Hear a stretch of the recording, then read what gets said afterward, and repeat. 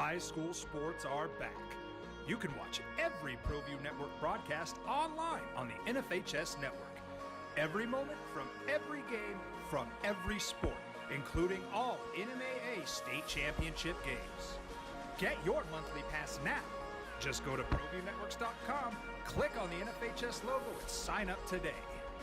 Watch New Mexico's best. Drive. Voted the best sports show in New Mexico For 5 years running. It's the OD in the AM with Jeff Symbieta and JJ Buck. Well, they remember how to close out. It's been a minute. It's been since 2019. But as Steph Curry said, well, we remembered how to do it. Wasn't easy. It's the playoffs. It's not supposed to be easy. Doesn't mean it isn't sometimes. Ask the Bucks.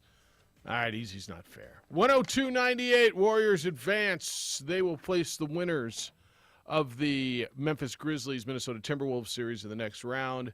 And the Warriors may be, and a lot of people have them as the favorites, to win the West and get to the NBA Finals. Bucks move on. They are the defending champions, and they will go to round two after a 116-110 win over the depleted Chicago Bulls. It is draft opening day? I mean, it can't be. It's not just draft day. What do you call it? Draft day? Good morning, by the way. JJ Buck. I'm merely Jeff Symbieta. How are you? I'm fantastic. Yes, you are. You are very. You are. The fantastic. first round is upon us. I don't care what the trickle of one says. You are. What do you call it? Is it draft day? Is it draft opening day? Is it draft first round day? What do we? I say the draft is here. All right, draft is upon us. It will be. I think. Did we just get a text? A. Marie Murray, it wants to join us at 9:30 from the draft. You good with that? Absolutely. All right, we got a guest list for you, Steph. Stephanie's in for A. Marie Murray. A. Marie Murray? How would you say it? A. Marie Murray. I mean, it's A. Marie Murray. Or soon to be, your mic's on. I see your lips moving, but I can't hear you. Oh, are you trying to talk? I see. All right, well, Stephanie's figuring out how to back there. A. Marie Murray at 9:30. Clint Hurdle, former Rockies manager, 8 o'clock this morning. Looking forward to that conversation. You spent some time with him 2 days ago, right? I spent some time sitting in front of him while I was talking. I'm not hanging out and having a drink with him. All right, so that I'm interested in honestly some of the stuff we talked about yesterday, some of the stuff about hitting at Coors Field, some of the film study stuff, just baseball today. But he's been in town working with the Isotopes, and so I'm looking forward to that conversation. And I can't wait. And the balls and the hit batters and everything that's going on and the extended playoffs and yeah. Well, it's never a dull moment for Major League Baseball. That's for sure. Hardly. 7:30 this morning, new Rio Rancho football coach Nate Pino is going to be with us. Busy day out in Rio Rancho, one of the state's top football programs yesterday. Jerry Pannoni resigned, told his team earlier in the day he's going back to Virginia. His wife recently passed away. She's buried there. He wants to be near her so he can go see her. They were very close. And so Rio Rancho responded quickly and hired a former All-State quarterback who played there and was the offensive coordinator. And so Nate Pino is going to be with us coming up at 7:30. So we got 7:30 Nate Pino, 8 o'clock Clint Hurdle, 9, I believe 9:30 A. Marie Murray. She's not A. Marie Murray yet. She's still just A. Marie, right? All right. Yes. All right. Warriors last night down the stretch. Look, the Nuggets played them now. Nuggets didn't go away. Nuggets, I had a feeling they were happy with not getting swept 2 nights ago or 2 nights prior. But they came out and played, and you got 30 and 19 out of Nikola Jokic, who was terrific. Cousins comes off the bench, which was surprising. I'm like, wait a minute, that's DeMarcus Cousins? That's Boogie Cousins? He had 19 points off the bench for him last night. But you had 30 from Steph Curry, 11 in the fourth quarter. Clay had 15, and Gary Payton Jr. off the bench for 15. And balanced scoring for the Golden State Warriors, who are just better right now than the Nuggets are. They are more complete than the Nuggets are, and they are moving on, and the Nuggets are not. The Steph Curry had his minutes restriction lifted. Yes. They had to make some clutch plays down the stretch. It was Gary Payton. How about that? Second. Yeah. That had 5 huge points late in the game. Steph Curry getting to the basket, but shooting in the second half was really good. This was the Nuggets team that showed a lot of fight, man. They played really hard the last couple games. Aaron Gordon rose above his expectations, which is nice to see. Yeah. But if you're the Nuggets and Nikola Jokic, can you please get this man some help next year? I know it's about getting healthy, and we have two max players sitting on the bench, not available. This Nuggets team is finals caliber with a healthy Jamal Murray because of how good Jokic is. All right, so you just lost a year of Jamal Murray. So you expect him to be back full force, 100%, Jamal Murray in camp? Better be. Oh, I mean, he Klay should. Thompson came back after 2 years. 2 years, yeah, and look really good. He needs to be, right? And what did he make, 30-something million to sit on, to rehab this year? I'm not mad at him. He got hurt working for his team. He lost a whole year. How many guys made between 30 and 45 million and didn't play one game? I think I can name 3 of them right off the top of my head, right? And that happens when you tear an ACL and Yeah. have major injuries along those lines. But, because if you're Jokic, he's 27, he's going to be 28, he's got 1 year left on his deal.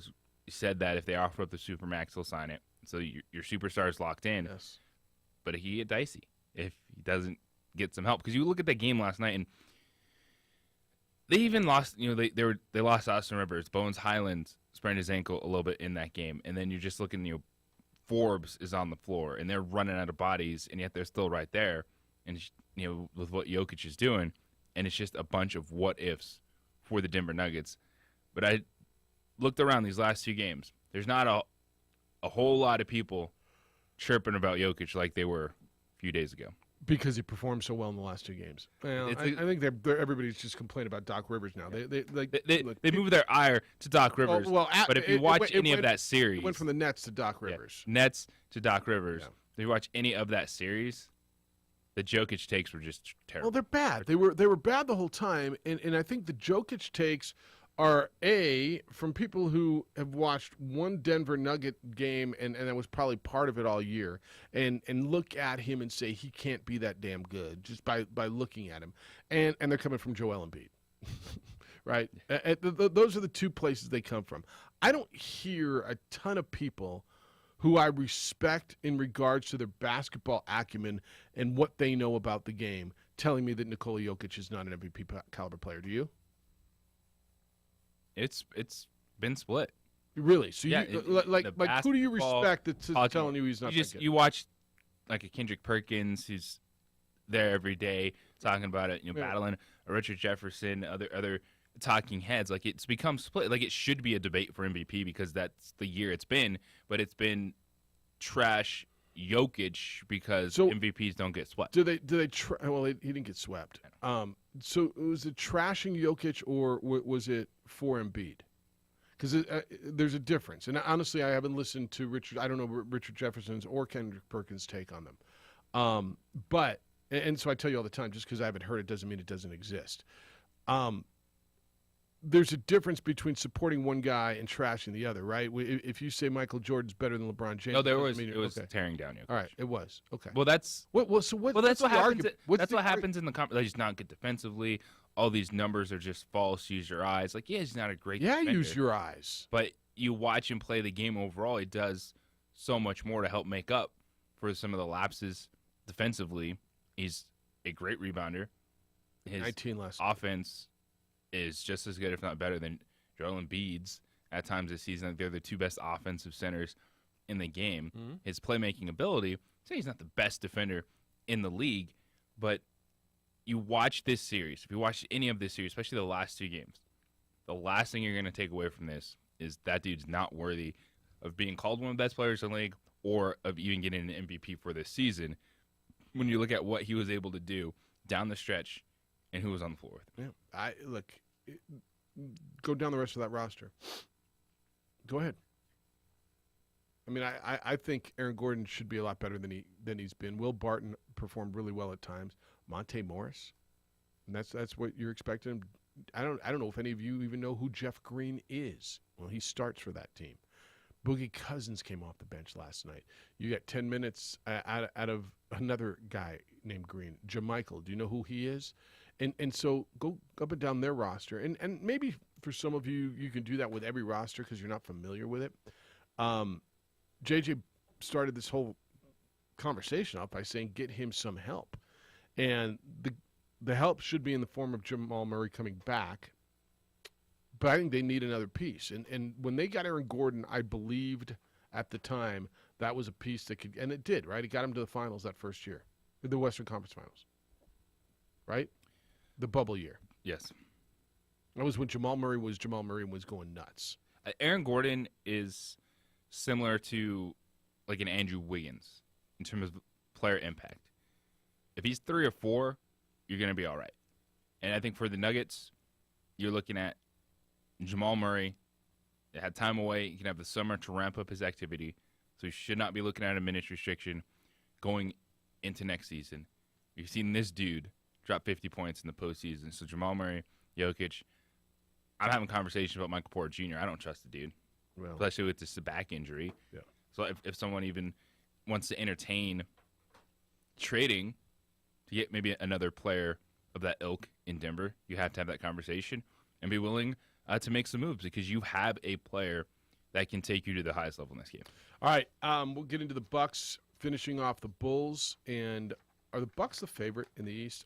I know everybody's talking Miami is the 1 seed. How good Boston looked in getting rid of the Brooklyn Nets in a sweep. Bucks are still the defending champs. Now they're without a big piece, and sounds like they're going to be without that piece in the next series. But should they be the favorites in the East? 505-246-0610 is how to get in today. 505-246-0610. Emails will come in this morning, Jeff or JJ at sportsanimalabq.com. On the Twitter, follow JJ. It's _JJ Buck. On the Facebook, The OD in the AM. You can watch the show every day. Adrian's producing on ProView Networks. Does a great job over there. And Stephanie will take your call on the radio side. And, of course, you can text 505-246-0610. Nate Pino, the new Rio Rancho football coach at 7:30. Former Rockies and Pirates manager Clint Hurdle at 8. And I think a Marie at 9:30 from the draft in Las Vegas. It's the opening drive on 95.9 FM and AM 610, the Sports Animal. Mix a little sports analysis. Well, I'm going to the frontier, walk up to the cashier, order up a root beer and a number 1. Cover it with green stuff, 1 scoop is not enough. Find a booth is real tough, back by the Duke. Meet my family, meet my friends in the quirkiest restaurant I have ever been. All of Albuquerque's favorite spot. It's the Frontier Restaurant. The Frontier Restaurant is a proud supporter of ProView Networks. Don't sacrifice quality of flavor when you're in a hurry. Golden Pride offers ribs, fried chicken, green and red chili, breakfast burritos, and Frontier Cinnabons. 4 great locations, or visit us online at goldenpride@abq.com. Golden Pride Barbecue Chicken and Ribs, proud supporter of ProView Sports Network. For certified collision and body repair, visit the experts at CarCrafters. 5 locations in Albuquerque and Rio Rancho. Visit carcrafters.com. CarCrafters, it's like it never happened. The energy landscape is limitless and ever-changing. Cleaner energy resources are crucial to New Mexico's environment. For 100 years, PNM has utilized cutting-edge technology and employed hard-working New Mexicans to ensure that we have consistent, reliable energy when we need it. For life's loudest moments, quietest moments, and every moment in between. We're dedicated to providing you with energy now and into the future. All you have to do is dream of what to do with it next.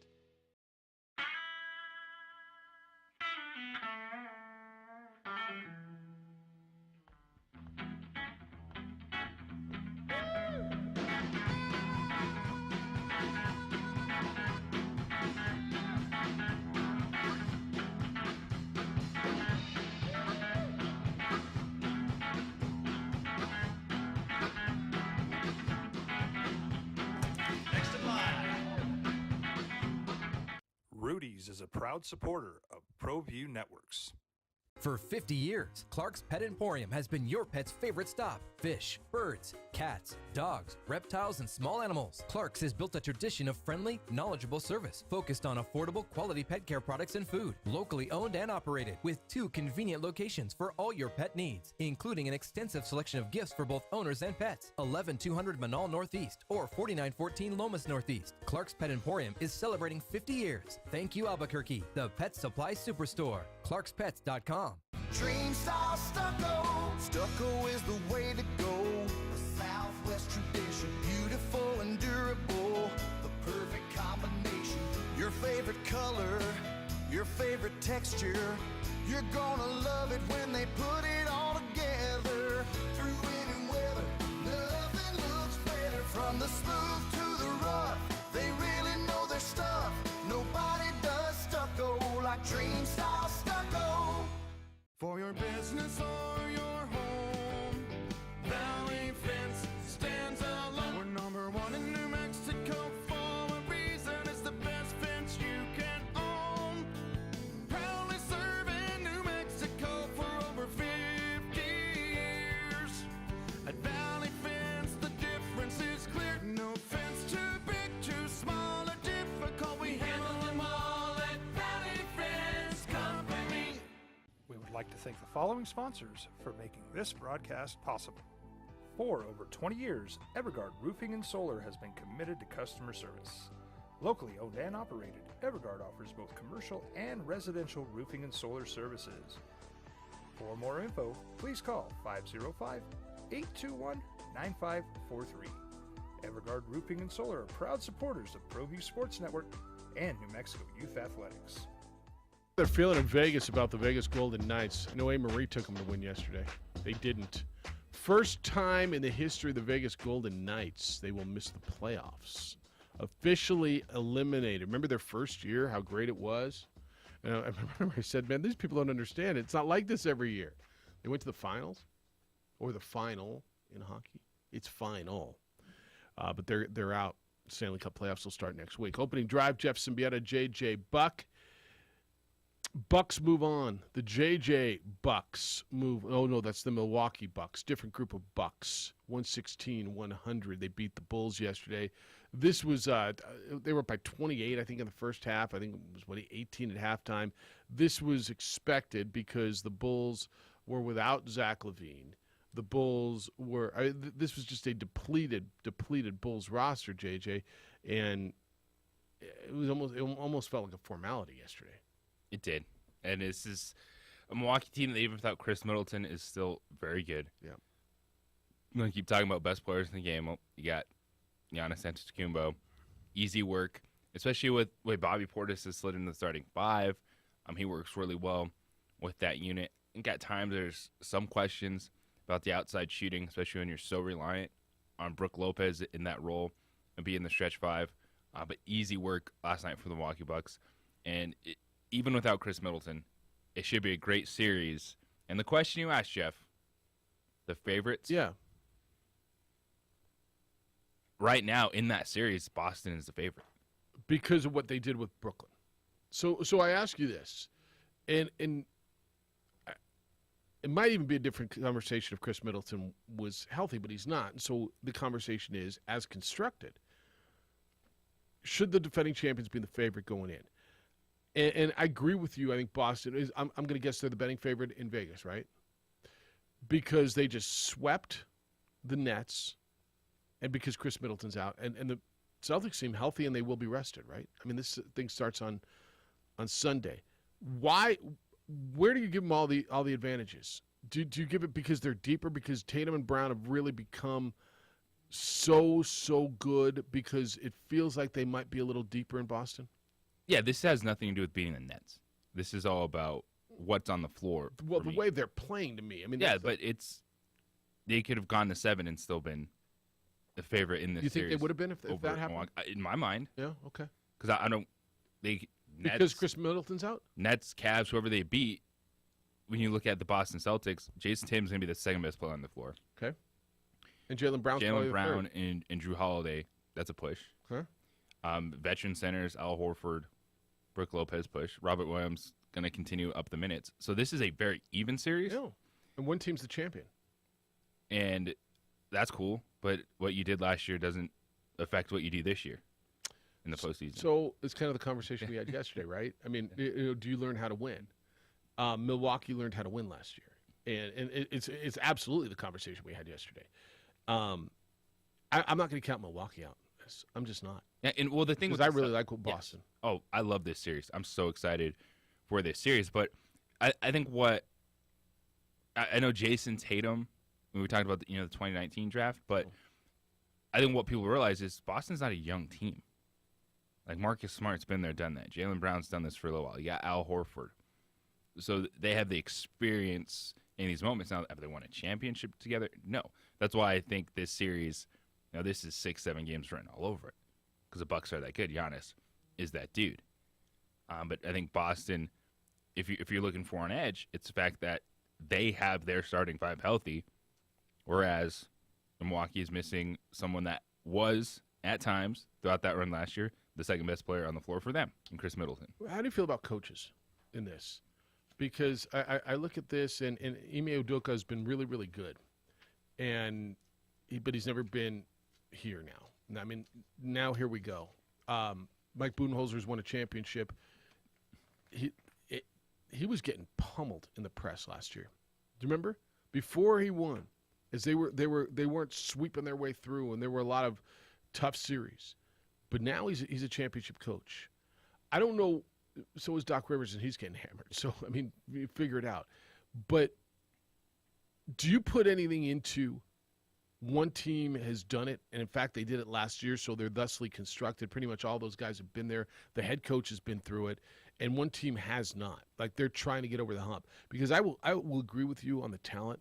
I think it's even, and with Middleton out, it makes me kind of slide a little bit towards the Celtics, because I think Middleton was such a big piece of that championship run. When it gets to this point, how much do you put into coaching? It matters. And you can't ignore being in that situation before for Mike Budenholzer. Who's won, by the way, 5 with the Spurs, right? For the Milwaukee Bucks as a team. Like, that stuff does matter. And I believe I want to say Udoka was an assistant with San Antonio. Udoka was? I believe. Okay. So maybe, I don't know when was winning the championships, but still experience for Pop. I have to double check that. I think this is going to be a fantastic series. Learning how to win, finishing off games. Yes, that stuff does matter. I think losing Chris Middleton evens the playing field more, because then all of a sudden you're asking, a Grayson Allen, a Pat Connaughton, guys to do a little bit more in certain situations. When, if you're Boston, the only one that really hasn't been there is Robert Williams. Yeah. Ime Udoka won his first championship with the Spurs in 2012 when they beat the Heat. So they were both on the same staff, right? In 2012, yeah, that would have to be. I mean, Budenholzer, when did he get the Hawks job? So, I mean, these guys probably know each other really well. All right, 505-246-0610 if you want to get in. I think this next series, as we go into the next round, it looks like it's going to be now, Bucks and Celtics. It's going to be Heat and who's coming out? What am I forgetting on the other side? Heat and Doc Rivers. It ain't my fault. Well, or the Raptors. We got to get into Doc too. What do you make of Doc feeling the need to defend himself yesterday? Coming out and saying, you guys, you need to tell the whole story now. I had an 8th seed in Orlando. We won. Poor Orlando Magic team. And look at that roster. And you got dudes on that roster going, wait, man, why is he throwing me under the bus? I mean, we weren't all Tracy McGrady, were we? Well, yeah, you kind of were. I mean, the facts are the facts. The history will tell you, the stats are that he's the coach who's lost more leads in series in the playoffs than anybody else. Now, why? Do you want to explain it? Do you want to go through it? Do players make plays? There's a lot there, but the facts are the facts.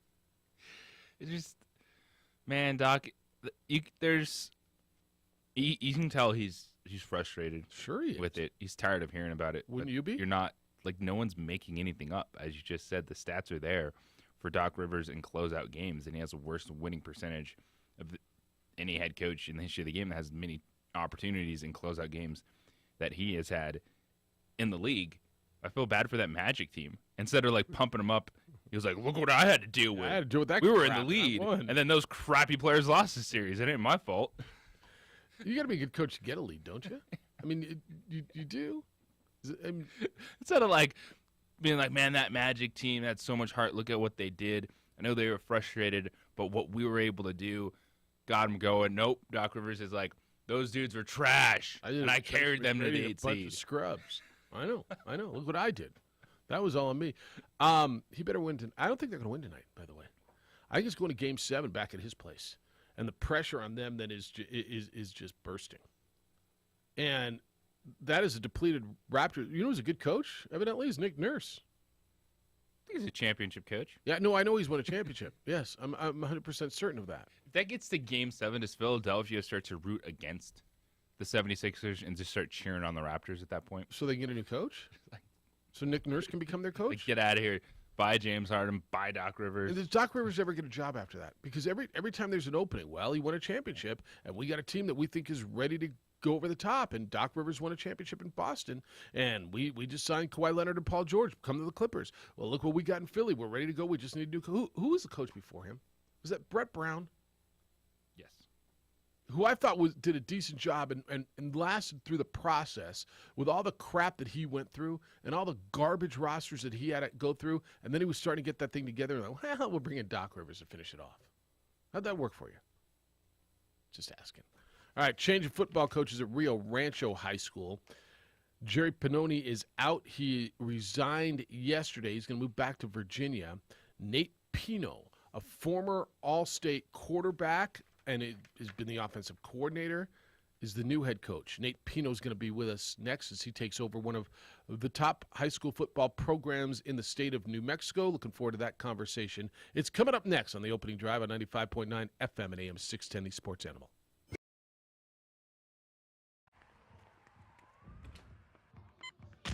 These are more than just the sounds of a safe place to go after school. These are the sounds of interest being ignited and of mentors making an impact. At Boys and Girls Clubs, we don't do just one thing. We do whatever it takes to meet the needs of every kid who comes through those doors. Because whatever it takes is what it takes to build great futures. Great futures start here.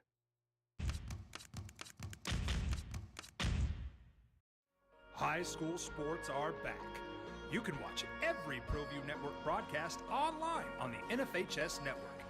Every moment from every game from every sport, including all NMAA state championship games.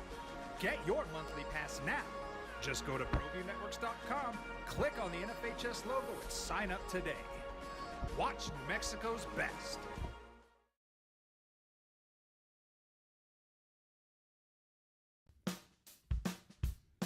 Well, I'm going to the frontier, walking to the cashier, order up a root beer and a number one. Cover it with green stuff, one scoop is not enough. Find a booth is real tough, back by the Duke. Meet my family, meet my friends in the quirkiest restaurant I have ever been. All of Albuquerque's favorite spot, it's the Frontier Restaurant. The Frontier Restaurant is a proud supporter of ProView Networks. Don't sacrifice quality of flavor when you're in a hurry. Golden Pride offers ribs, fried chicken, green and red chili breakfast burritos, and Frontier Cinnabons. 4 great locations, or visit us online at goldenpride@abq.com. Golden Pride Barbecue Chicken and Ribs, proud supporter of ProView Sports Network. High school sports are back. You can watch every ProView Network broadcast online on the NFHS Network. Every moment from every game from every sport, including all NMAA state championship games. Get your monthly pass now. Just go to ProViewNetworks.com, click on the NFHS logo, and sign up today. Watch New Mexico's best. For certified collision and body repair, visit the experts at CarCrafters. 5 locations in Albuquerque and Rio Rancho. Visit CarCrafters.com. CarCrafters, it's like it never happened The energy landscape is limitless and ever-changing. Cleaner energy resources are crucial to New Mexico's environment. For 100 years, PNM has utilized cutting-edge technology and employed hard-working New Mexicans to ensure that we have consistent, reliable energy when we need it. For life's loudest moments, quietest moments, and every moment in between. We're dedicated to providing you with energy now and into the future. All you have to do is dream of what to do with it next.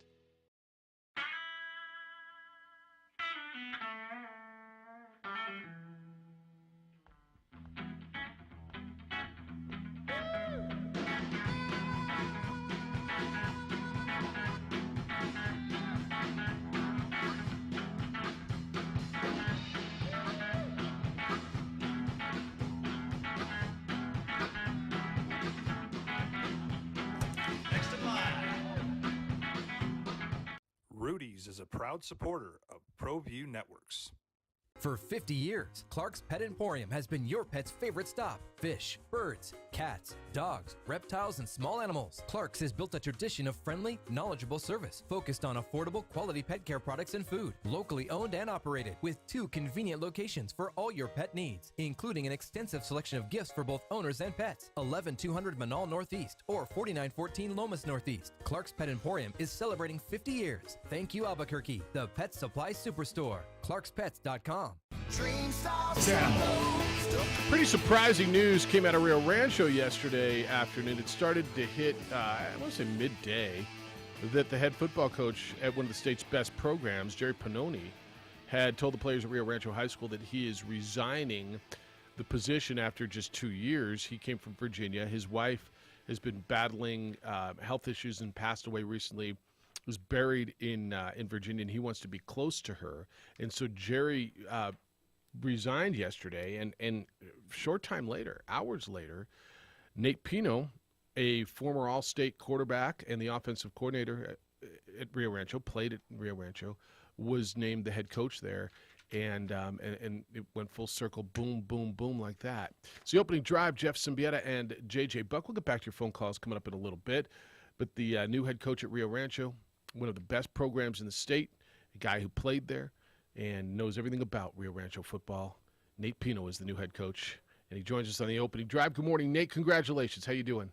Hey, doing well. Thank you. I appreciate it. Thanks for having me on. Interesting circumstances. I know last time this job was open, when Jerry got the job, you were a finalist for this job. So obviously this is something you've wanted for a while. Interesting situation because I know you and him were close. You've worked for him, and he's gone through a really, really tough time, and you get elevated into this position in kind of bizarre circumstances.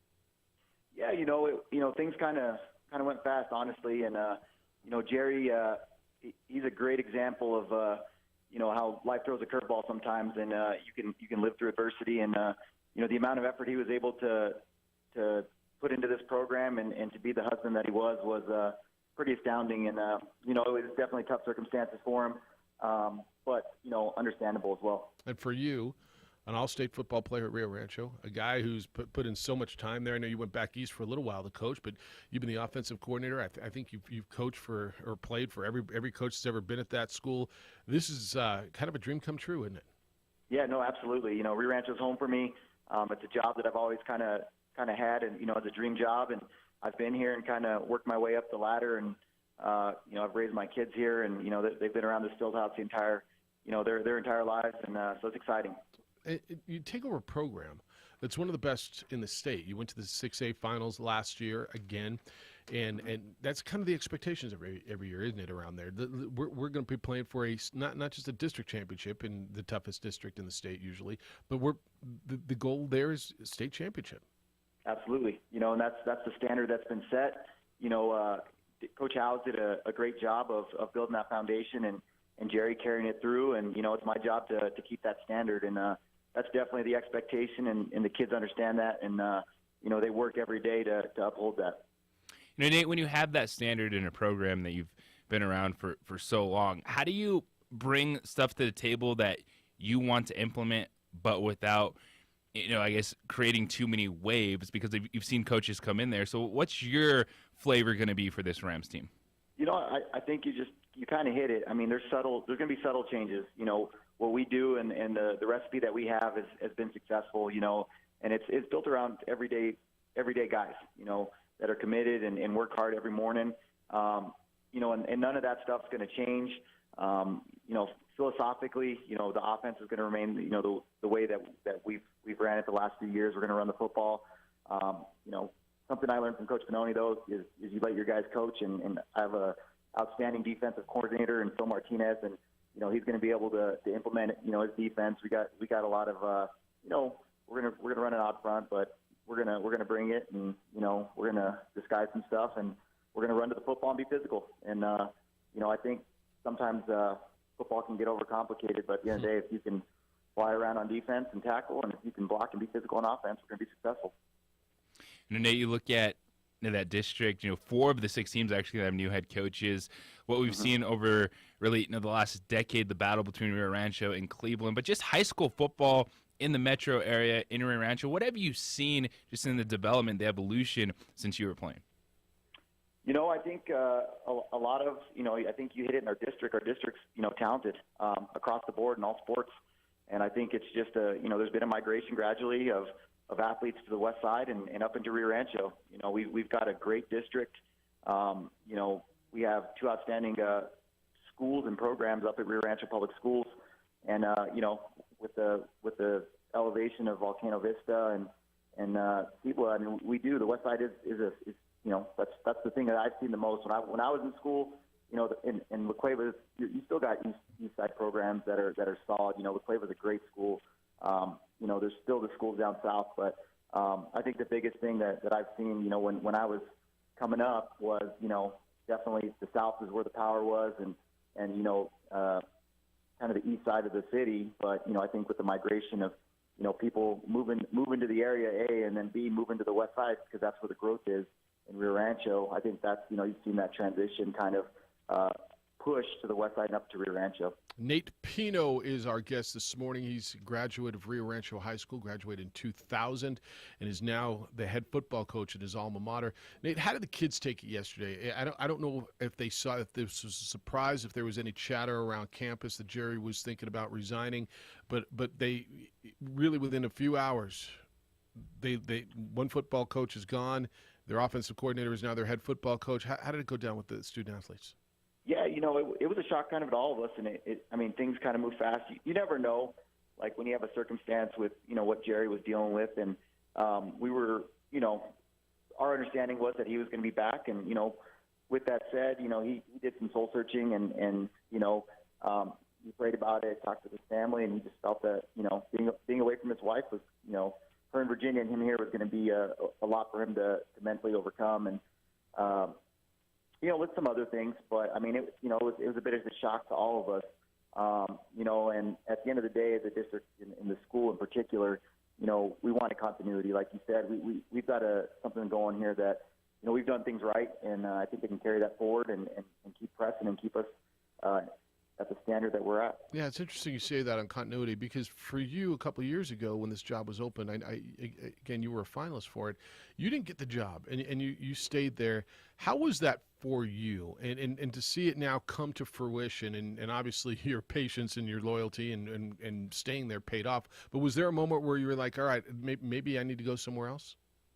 You know, whenever, you know, things don't go the way you want, yeah, there's always frustration. There's always, you know, the what ifs, but I think at the end of the day, you got to practice what you preach, and we preach loyalty to these kids all the time, and you know, overcoming adversity and working through stuff, and I think it's just an opportunity to live that out for those guys, and for myself as well, you know, and like I said, sometimes you know, things don't happen the way you want or in the timing that you want, but you know, patience is a virtue, and you know, I learned a lot from Coach Pannoni.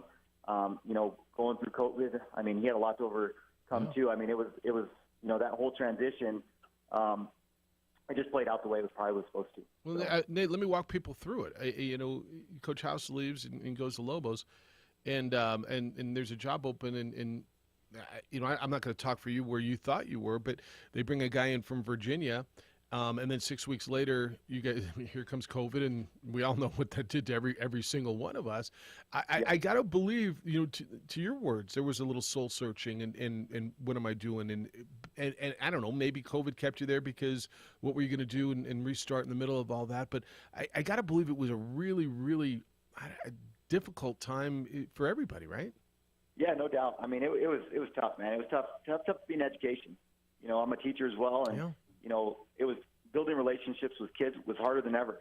Trying to do it over Zoom, trying to teach, trying to coach, and trying to do all that stuff virtually. We did it, and we made it work, and we did a good job at it. But I mean, man, it was tough. You try and build a group of people that are going to trust each other and work hard. And a lot of that's done in the weight room and together, but you're trying to do it separate, and it was difficult, and as a coach, to build trust and all that stuff as well, you got to build relationships with kids. And the ones that we already had relationships with, it was great, but, incoming freshmen and new kids, it was tough, man.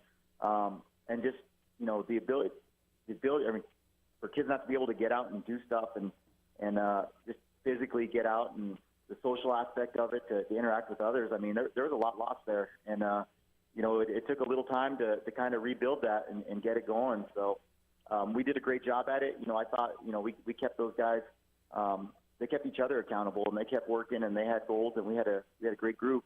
We still do have a great group, but, Coach Pannoni did a good job of, finding ways to keep this team working together and, with whether it was mentally or physically, doing online workouts or just, getting in there and doing some film study or whatnot. But, we did everything we could to keep those guys together. I know you're accustomed to being called coach this, coach that. Does it feel different that now there's head coach in front of your name? Yeah, no, I mean, it is a little different. I'm a head track coach as well. So, that I've heard it for a few years now, but yeah, no, to definitely have the reins of this program, it's pretty surreal. Yeah, congratulations, Nate. I know it's a big deal for you, for your family, and certainly for that community and that program. Best of luck to you. Appreciate you spending some time with us today. And, thank you for having me on, and looking forward to serving the community and hopefully getting those guys more and more involved. I know it's been tough with the COVID stuff and just coming out of it, but Rio Rancho is a great community, and looking forward to building that more. We'll stay in touch, and we'll be in touch with you. Best of luck to you, Nate. Be well. Appreciate your time. Thank you. Take care. Nate Bye-bye. Pino, the new football coach at Rio Rancho. Look, that's you're close with a coach, and the coach is going through something that horrible. His wife passes away, and he feels he's got to be back east. Like that's where she is, and he wants to be close to her, and I got nothing but respect for that. And I got a lot of respect for what Nate did too, right? Nate was an all-state football player. I think their first all-state football player at Rio Rancho High School. And he's been there, and he thought he was ready for the job 2 years ago, and they bring in a guy from out of state. They bring in Jerry Pannoni from Virginia. And I got to believe there was a lot of soul searching. Do I stay here? What am I going to do? Am I ever going to get this job? I mean, I'm ready. And he stuck it out and went through COVID and everything else, and he was the offensive coordinator, went to a state championship game last year, and now here he is. Yesterday he woke up the offensive coordinator. Today he wakes up the head coach. Got the job he wanted. I mean, it's for him, and again, you feel bad for Coach Pannoni, but for Nate, it's a pretty good story. It's a very fantastic story. Yeah. All right, 505-246-0610. At 8 o'clock this morning, Clint Hurdle, the former Rockies and Pittsburgh Pirates manager, scheduled to be with us. It's the opening drive on 95.9 FM and AM 610, the Sports Animal. Give yourself a new morning routine. Dream style stucco. Stucco is the way to go. The Southwest tradition, beautiful and durable. The perfect combination. Your favorite color. Your favorite texture, you're gonna love it when they put it all together. Through any weather, nothing looks better. From the smooth to the rough, they really know their stuff. Nobody does stucco like Dream Style Stucco. For your business or your home, Valley Fence stands alone. We're number one in New Mexico for a reason. It's the best fence you can own. Proudly serving New Mexico for over 50 years. At Valley Fence, the difference is clear. No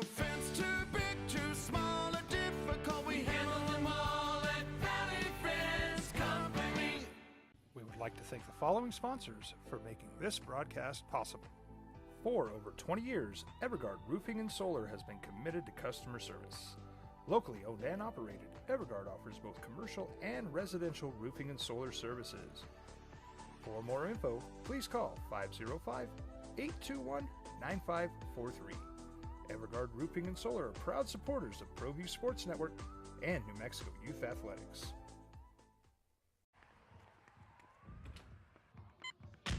These are more than just the sounds of a safe place to go after school. These are the sounds of interest being ignited and of mentors making an impact. At Boys and Girls Clubs, we don't do just one thing. We do whatever it takes to meet the needs of every kid who comes through those doors. Because whatever it takes is what it takes to build great futures. Great futures start here.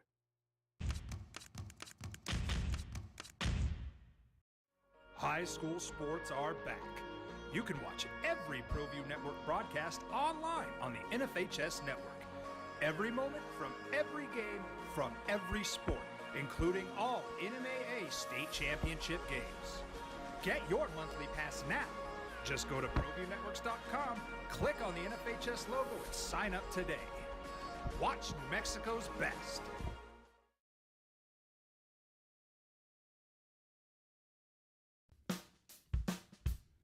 Well, I'm going to the frontier, walking to the cashier, order up a root beer and a number one. Cover it with green stuff, one scoop is not enough. Find a booth is real tough, back by the Duke.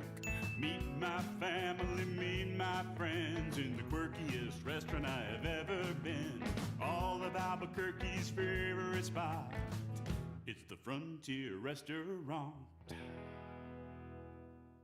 The Frontier Restaurant is a proud supporter of ProView Networks. Don't sacrifice quality of flavor when you're in a hurry. Golden Pride offers ribs, fried chicken, green and red chili breakfast burritos, and Frontier Cinnabons.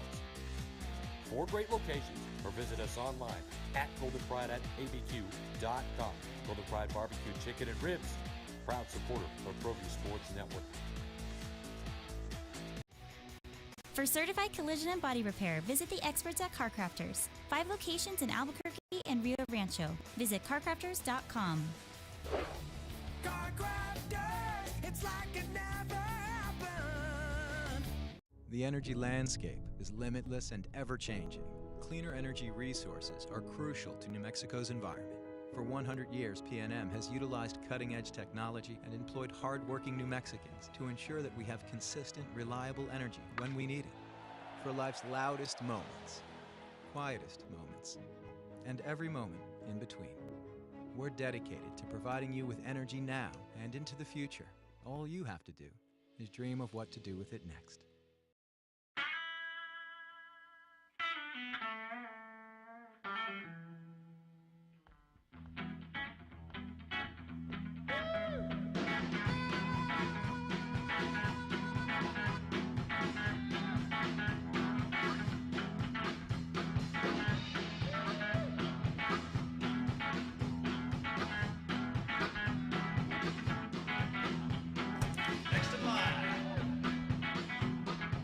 Rudy's is a proud supporter of ProView Networks. For 50 years, Clark's Pet Emporium has been your pet's favorite stop. Fish, birds, cats, dogs, reptiles, and small animals. Clark's has built a tradition of friendly, knowledgeable service focused on affordable, quality pet care products and food. Locally owned and operated with 2 convenient locations for all your pet needs, including an extensive selection of gifts for both owners and pets. 11200 Manal Northeast or 4914 Lomas Northeast. Clark's Pet Emporium is celebrating 50 years. Thank you, Albuquerque, the Pet Supply Superstore. ClarksPets.com. Dreamstyle Stucco. Stucco is the way to go. The Southwest tradition, beautiful and durable. The perfect combination. Your favorite color, your favorite texture. All right, Rio Ranchoites, Rio Ranchoans, Rams. How you feeling? Just ram it. You can respond to all that. 505-246-0610. Thanks to Nate Pino, the new coach at Rio Rancho, the new head coach at Rio Rancho, for spending some time with us. A lot of movement in that district, as you alluded to. 4 coaching changes in that district. And we've talked about the population shift, the people that are moving to the west side to Rio Rancho for a number of years. Rio Rancho schools, the public school system certainly has a much better reputation amongst parents, and people want to move out there and go to school, and hence there's athletes. West side. So. Northwest side. Rio Rancho. Yeah, and so you look at West Mesa will not be in that district next year, and I don't know what's harder to keep track of, conference realignment or district realignment in the state of New Mexico. Districts. It's impossible. Yeah. All right, Lenny wants to talk about the NFL. The draft begins today. Hello, Leonard. Good morning. How you doing? Well, I'm only going to talk about the Jets because they have the 4th and 10th pick. Yeah.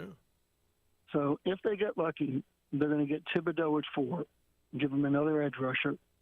But at 10, one of two things they're going to do. Take the 10 and their 38th pick in the second round and maybe a conditional next year and go after Deebo Samuel. And if he's not available because San Francisco wants too much, then they're going to go after the receiver from Alabama that tore his ACL in the championship game. So give me your trade proposal. Williams. 10 and what for Deebo? 10 and what? They have the 10th pick in the first round, and they have 2 picks in the second round, the 34th and the 38th. So you say trade them both for Deebo? Yeah. They're not going to just get him on just with one number one. No, I understand. Well, with what what they got for Devontae Adams and what they got for Tyreek Hill, he's a shade below them. And I don't think he's as good a wide receiver as people say he is because he doesn't want to be a hybrid wide receiver running back, which is where his bread and butter is. Well, he wants to be a pure receiver. I wonder how much of that is also talk. So running back's salary is lower than wide receiver. I think he wants to get paid on the high-end wide receiver scale, not on the high end. Yeah, he does, and he's already told San Francisco he only wants to be a wide receiver. Yeah. He doesn't want to get hit or supposedly hit anymore and be a running back. Yep. But he made his bread and butter last year doing both. Well, that's what's made him so special. And scored more touchdowns as a running back than he did as a wide receiver. That's what's made him so special. And so if you're going to go out and get him, you got to be careful. I mean, is he just going to be – is he going to be as good, as effective, as valuable if he demands to only be a wide receiver as opposed to that hybrid that made him what he is? Right. So it's either you go after him or I would prefer they try going after DK Metcalf. I like him a lot. Because you know what you're getting there, and you can't teach height and you can't teach strength. Hey, JJ. To a point. If I was going to say straight wide receiver, who's a better wide receiver? Who would you rather have, DK Metcalf or Deebo? If Deebo says, look, I'm not playing this running back crap. I'm just a wide receiver. Who would you rather have? DK Metcalf. I think so, too. Yeah. Right. So I would rather him go after DK. So if San Francisco holds him hostage, the only problem the Jets have is if they go after the wide receiver from Alabama at 10, someone may try to jump them and trade with Seattle at 9 to get a receiver. Because we know Atlanta is going for a wide receiver at 8. Because Ridley is gone for the season. Yeah, I wonder. I mean, do you have to reach for wide like you're talking about Jameson Williams, right? And I think he's really good, but I think there's so he would many. Have been in the top 5 if he wasn't right. I think there's so many receivers.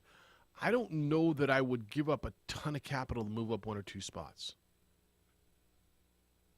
But teams are desperate. I know for that. And this is a very good wide receiver core, but those are the best 2. Well, but I wouldn't give up. But the Jets may get jumped at 10. So if they get jumped at 10, then it's a different ballgame. Because then at that point, do they make a trade? But if I have to make the trade, I'm calling Seattle. Yeah. All right. No, I have no problem giving up 2 number 1s from that camp. No, I'd be okay with that too. All right, no, that's good. Let's talk about it tomorrow and see how it works because I think there's going to be a lot of get your reporter / wedding bride, to do some call-ins from the draft. Yeah, she'll be on at 9:30. Okay, you guys have a good one. See you. Is that how she doesn't have to use vacation on this trip? Is that she can call it a work trip and she's just saying I'm working? Yes. All right. I ask you this because I honestly don't think I know the answer.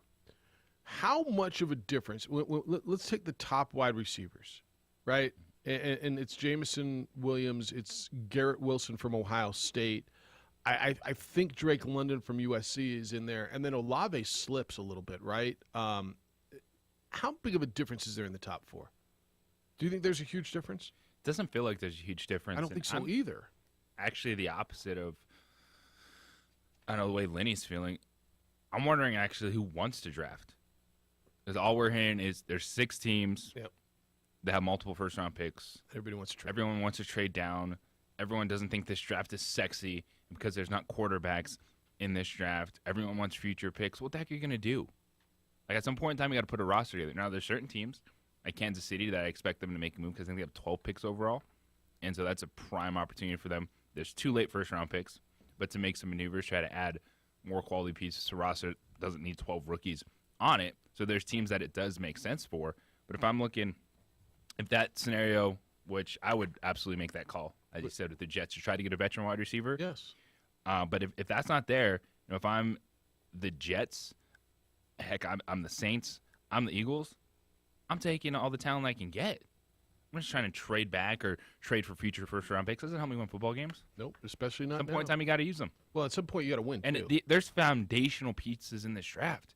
Like, this draft is what everything is about in the top 10 outside of a quarterback. All right, quarterback's not available, but get me the dudes to protect the quarterback, and get me the dudes to get to the quarterback. Well, and there's corners. I think there's defensive backs in here. There's receivers in this draft. Everything I listen to, they tell me this is the deepest wide receiver draft, right? Everybody seems like they're looking for a wide receiver. There's guys, as you said, to get to the quarterback. There's guys to bolster my offensive line. I get it. It's not sexy. Nobody loves using a first pick for a left tackle or a right guard. But you know what? You don't get those guys, it doesn't matter who your quarterback is if he's laying on his back. He can't make plays laying on his back. We talk baseball when we return. Clint Hurdle has been in town, working with the Rockies, Isotopes. Former manager of the Rockies and the Pittsburgh Pirates, also had a terrific Major League career. I'm going to talk to him, talk some baseball next. It's the opening drive on 95.9 FM and AM 610, the Sports Animal.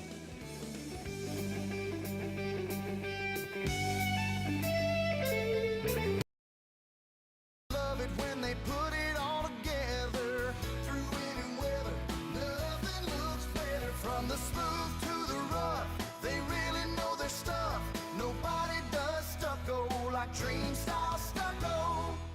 For your business or your home, Valley Fence stands alone. We're number 1 in New Mexico for a reason. It's the best fence you can own.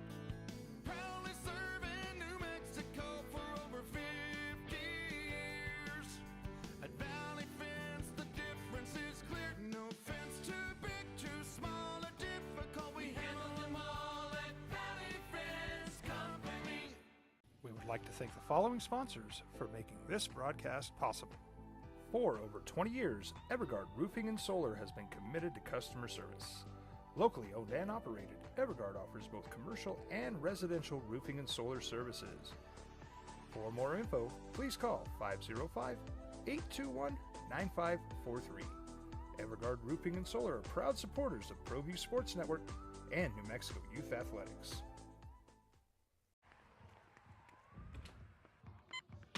These are more than just the sounds of a safe place to go after school. These are the sounds of interest being ignited and of mentors making an impact. At Boys and Girls Clubs, we don't do just one thing. We do whatever it takes to meet the needs of every kid who comes through those doors. Because whatever it takes is what it takes to build great futures. Great futures start here.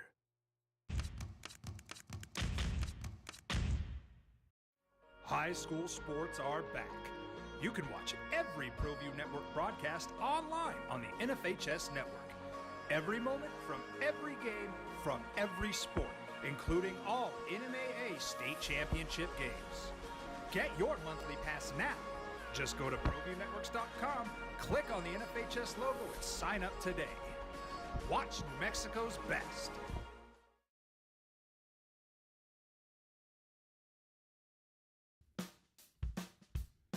Well, I'm going to the frontier, walk up to the cashier, order up a root beer and a number 1. Cover it with green stuff, 1 scoop is not enough. Find a booth is real tough, back by the Duke. Meet my family, me and my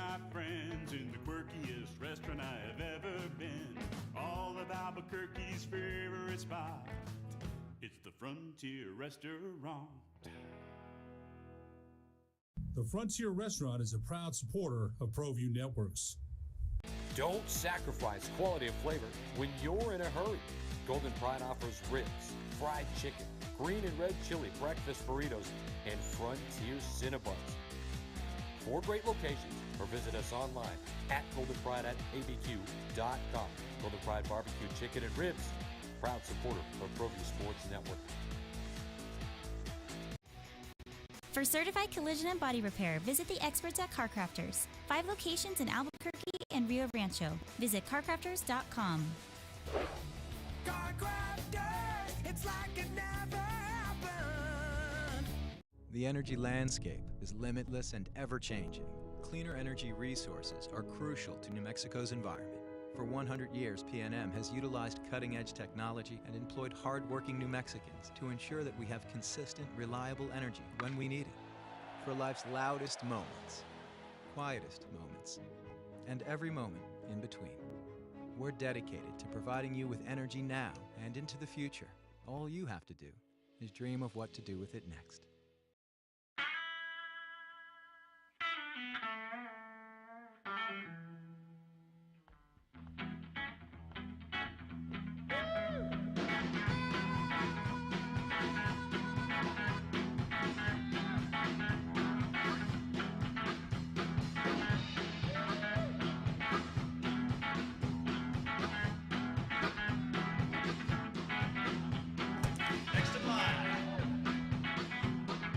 Rudy's is a proud supporter of ProView Networks. For 50 years, Clark's Pet Emporium has been your pet's favorite stop. Fish, birds, cats, dogs, reptiles, and small animals. Clark's has built a tradition of friendly, knowledgeable service focused on affordable, quality pet care How products. was your time in and food Albuquerque locally. with this young club? You know, I've been here since, 2 games now. I got to see most of these young men and the staff in spring training for 2 weeks.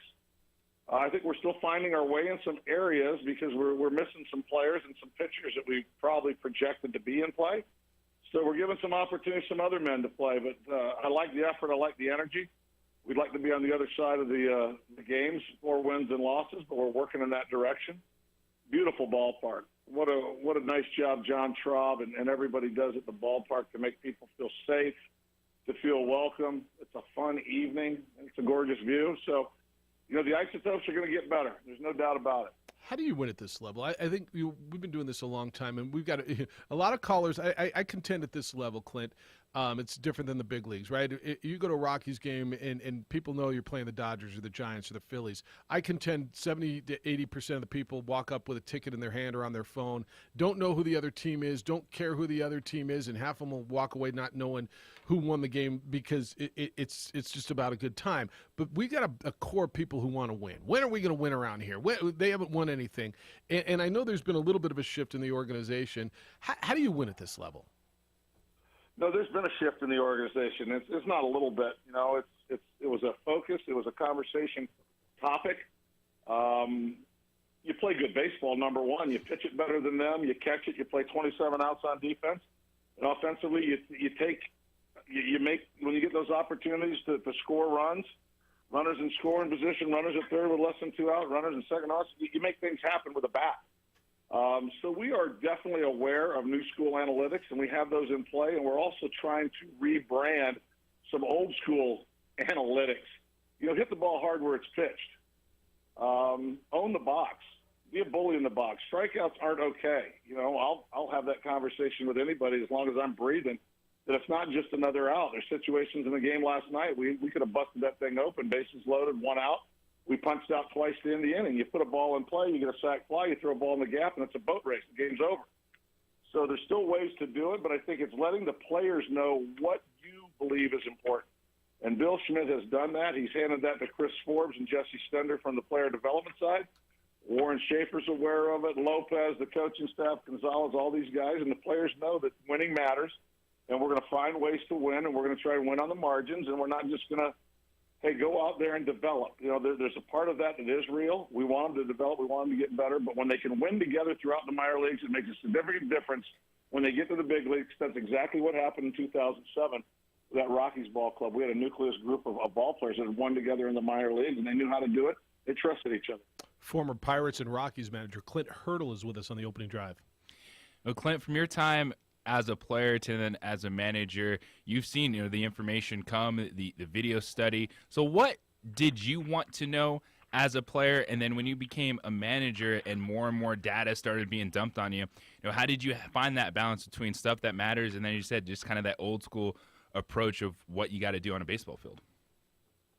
Well, there's always the fine line in life of paying attention, being aware, and having a group of people connected to you that can help you understand different aspects of the game. I mean, nobody does this thing alone. There's all kinds of fingerprints on success. When I was a player, I wanted to know hitting tendencies from the other teams. I wanted to know what right-handed hitters could hit the ball to right field and would drive the ball to right field. I wanted to know what guys have a two-strike approach and would try to dump it over there when I was playing. From an offensive standpoint, I wanted to know what pitchers, what they wanted to get ahead with, what they wanted to put me away with. Would they double up with a fastball in? Because if I heard of a pitcher that threw one fastball in, he did not double up with his fastball in.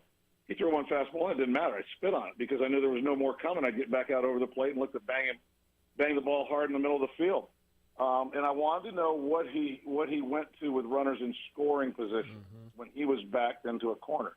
As you evolve from a hitting coach, I went to a hitting coach next, and I paid attention to those things. And it was basically you look for tells. Maybe you can find glove placement. He holds the glove higher on a breaking ball. He holds the glove lower on the fastball. And it's tendencies, it's counts. What counts do they really thrive in? You can find different counts where pitchers will throw the same pitch 80% of the time. That's a pretty good go-to for a hitter when you know if you're 2-1, he's down in the count, here's what he goes to 80% of the time. That's a good one to kind of bet on. As a manager, there were some things that were important to me, but I really needed to know what was important most to the players and how we filtered that to them. I let them know what was important to me, from me, how we played the game, how we went about our game, and how we got down the line and how we defensed. But I wanted to make sure that we had buy-in from the players and they felt like they had ownership of some things. You'd send an advanced scout out. He'd sit at the ballpark for 4 days before you played this team. You get the analytics department to hand you information. Then I just kind of filtered through it on what made sense and put it in a big piece of white paper on my back pocket. And my players used to call it my Whiteberry. I was doing that before they were handing out these sheets. So, you just get a feel for the game. And one of the best things I learned when I was in Pittsburgh, I had a general manager named Neil Huntington, and Neil and I would have these conversations because he was on the cutting edge of analytics, and he went to Amherst, and he played baseball. He was a good man to learn from. Yeah. At the end of the day, though, he would always say, Clint, if it gets to the point where I can't trust you in the dugout versus the information I have upstairs, he goes, I want to trust you. You're in the dugout. You see their eyes. You read their body language. You got the vibe and the feel of that dugout and that clubhouse. Yeah. He said, we're just kind of suggesting. We're giving you options and opportunities and use them as you will. And I feel I got to get more involved, I will, but I really want you to know that you've got ownership of this. And that gave me the freedom to manage. Yeah, because you're hired to make decisions and do a job. Clint Hurdle, yes, former Pirates and Rockies manager, is with us on the opening drive. Now, Clint, something that you just said there is what the great Todd Helton echoed on Tuesday when you all sat down with the media, too, about attacking the pitchers, knowing what they throw when their back is on the line. You look at Todd Helton, the dude struck out over 100 times once in his career. And is that just a mentality, a shift back to, as you said, kind of giving up the individual numbers, these guys not having to try to hit a home run every at bat, but being able to just find a way to get on base? He mentioned also that football mentality. It's real. It was real with Todd. Todd would rather give up a small body part than punch out and have to walk back to the dugout. That's just the way he was made or the way he became. I think his dad, Jerry, had some influence there. I think coaches along the way, some players along the way, maybe some teammates. But he had an inner drive that he owned. He owned that box when he went up there. He wasn't going to leave without his best effort, and he demanded a lot of himself. And that's a stat that is I think he's very proud of. He'll never maybe tell you that. If they've only punched out over 100 times in a 17-year playing career, where you got guys punching out, left and right, and it seems to be okay. When I learned it wasn't okay? When I was playing in the minor leagues, and we went through a place called San Antonio, and it was about a 20-yard walk from the dugout to the home plate. Okay, And when you played a game and struck out, the fans would chant on you back to the dugout, left, right, left. You hear that 3 or 4 times a night by the entire stand for that long of a period of time, you decide you don't want to strike out anymore. Incentive. See? Incentive. It's a lot, right? It'll do it. And you thank them by the end of it. Thanks, man. You guys helped me. I want to hit the damn ball. Yes. You shamed me into not wanting to. Hey, Clint, when you were coming up in the 70s, the difference between then and now is obviously just preparation. I go back when I was in school in San Diego when Tony Gwynn was playing. And I tell people I think Tony's the best hitter I ever watch on a day-to-day basis. I heard stories that he was the first one to use video to study. And I don't know what you know about that, but obviously now everybody's doing way more than that. But is that kind of where the evolution of this went? And his success spurned, and I've heard all kinds of stories, and I know you were in the game about that time. Talk a little bit about him and how video study. He not only studied the pitchers, he always talked about how he studied himself, his stride, and it gave him that extra edge. Well, you're spot on there. I think Tony Gwynn in many ways revolutionized the entire video opportunity industry. There weren't you didn't have video coaches or you didn't have video techs in your clubhouse. Ever, until Tony started doing this thing. I mean, he would we would see him some places when we come on the road to our park. He'd be walking in with a suitcase. It wasn't full of dirty clothes. It was full of tapes and his own little portable VCR that he would carry around. He'd plug it in the room. He'd take it with him to the park. He'd watch it by his dugout. He'd go somewhere else in the clubhouse. There was, just an outlet. He didn't need Wi-Fi. He just needed an outlet to plug it in and go to work. And he was an absolute student and scientist of the game, and slowly through conversations with players, he actually was the one that I think created that tribe, that posse of players now going back to video. There wasn't no video when I played. Right. You know how you found out what your swing looked like? You asked your buddy sitting next to you on the bench. You couldn't run up, 10, 15 feet to a video room, take 4 different shots and look at it. We had to figure it out a different way. That doesn't make it right. It doesn't say it's wrong. Tony found another way, another avenue that created a bandwidth within the not the organization, but the industry for players to gravitate to and learn from and develop better. So, he was a pioneer. And I watched him as a hitting coach. I was a first base coach, and then I went to a manager. And I can remember late in his career, I would tell him, everybody talks about how good a hitter you are, Tony. I thought, are you really that good? He'd sheepishly look at me. I said, I don't think you're that good. I just think you've been hot for 17 years. It's a hell of a streak, isn't it? He just didn't want to hear left, right, walking back to the dugout. He didn't want to hear no left, right. He didn't strike. Yeah, it's a hell of a streak. Hey, I'm just telling you, the best hitter I've watched on a day-to-day basis was him, and just a great guy. Hey, lastly, I want to ask you about the altitude thing. And I hear all the time, well, the ball doesn't break as much or it flies as much, and there's an advantage and a disadvantage. And last I checked, both teams play in the same park every day. If you're at sea level, they're both playing at sea level, and the ball's not flying like in San Diego. And if you're at Coors Field or if you're playing in Albuquerque, you're both playing in the same park. And I always felt that the team that plays there more should have the advantage, but it's felt for so long that especially pitchers, it just gets in their heads. Well, you may be onto something there. So what Yogi say back in the day? That 50% of this game is 90% mental, or however he butchered that statement up like I just did. Everything starts with a thought. And in Colorado, I was a hitting coach there and managed there. We dealt with altitude 81 times a year. Other teams would come in. If they're in the division, they dealt with it 10. Outside our division, they dealt with it 4. Offensively, it seemed to be a competitive advantage.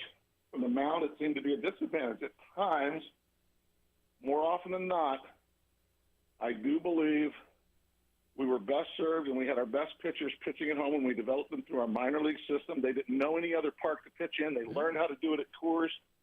They couldn't say, well, in Cincinnati, I did this. In L.A., I did this. They've got a young core of pitchers up there in Colorado right now that have learned it in home in their own backyard, which I think is a big plus.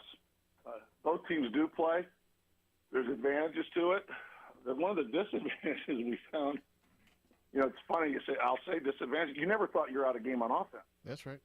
So your guys are grinding mentally with that adrenaline much longer than you do sometimes on road games. You get behind 10-2 on a road in the sixth inning, it's not looking good. You're 10-2 in Coors in the sixth inning, you're going, gosh, this would be a great one to win. Yeah, and there were a lot of those. That motor keeps running. So I think we're still working to get better at finding solutions. But the biggest thing, you hit on the biggest thing, it's the players' buy-in. They just know, I'm going to go out there and I'm going to play good baseball. Good baseball wins at Coors Field. Good baseball wins in Albuquerque. Yeah. It doesn't matter, where you're playing it, the level, the altitude. It's the mindset is huge. And it's mindset. Yeah, and right before you came on, Jay just said, bring back Rocktober, right? Is that what you said? Absolutely. And, how cool was that? Yeah. How cool was that? I still get chills thinking about it. Yeah, it's coming. Hopefully, right? You can see the improvements. The Rockies are off. They're playing good baseball early, and when the Isotopes get loaded up, hopefully they'll start winning more games. They won last night, and they get a day game today. Hey, Clint, can't tell you how much we enjoyed this. Thank you for spending some time with us this morning. Hope you enjoy the rest of your stay in Albuquerque, and hope we get a chance to do this again. You guys are welcome, and anybody, listen, get out to that ballpark. That's a beautiful ballpark. Yeah, it is. And they do things right out there. Johnny Traub and his group, they're friendly, it's safe, it's fun. Come on out. I'll be there. Look forward to seeing you out there. Be well, Clint. Thank you. All right. Take care. Bye-bye. Clint Hurdle, the former manager of the Pirates and the Rockies. That was just awesome. It's the opening drive on 95.9 FM and AM 610, the Sports Animal. Feast on the new White Hot Ranch Nacho Fries, marinated grilled. Owned and operated with 2 convenient locations for all your pet needs, including an extensive selection of gifts for both owners and pets. 11200 Manal Northeast or 4914 Lomas Northeast. Clark's Pet Emporium is celebrating 50 years. Thank you, Albuquerque, the Pet Supply Superstore. ClarksPets.com. High school sports are back. You can watch every ProView Network broadcast online on the NFHS network. Every moment from every game from every sport, including all NMAA state championship games. Get your monthly pass now. Just go to ProViewNetworks.com, click on the NFHS logo, and sign up today. Watch New Mexico's best. Dream style stucco. Stucco is the way to go. The Southwest tradition, beautiful and durable. The perfect combination. Your favorite color, your favorite texture. You're gonna love it when they put it all together. Through any weather, nothing looks better. From the smooth to the rough, they really know their stuff. Nobody does stucco like Dream Style Stucco. For your business or your home, Valley Fence stands alone. We're number 1 in New Mexico for a reason. It's the best fence you can own. Proudly serving New Mexico for over 50 years. At Valley Fence, the difference is clear. No fence too big, too small, or difficult. We handle them all at Valley Fence Company. We would like to thank the following sponsors for making this broadcast possible. For over 20 years, Evergard Roofing and Solar has been committed to customer service. Locally owned and operated, Evergard offers both commercial and residential roofing and solar services. For more info, please call 505-821-9543. Evergard Roofing and Solar are proud supporters of ProView Sports Network and New Mexico Youth Athletics.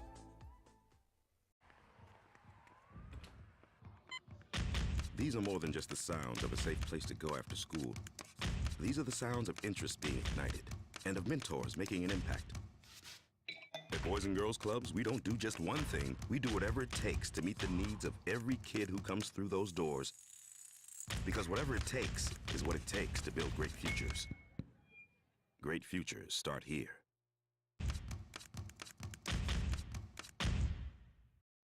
High school sports are back.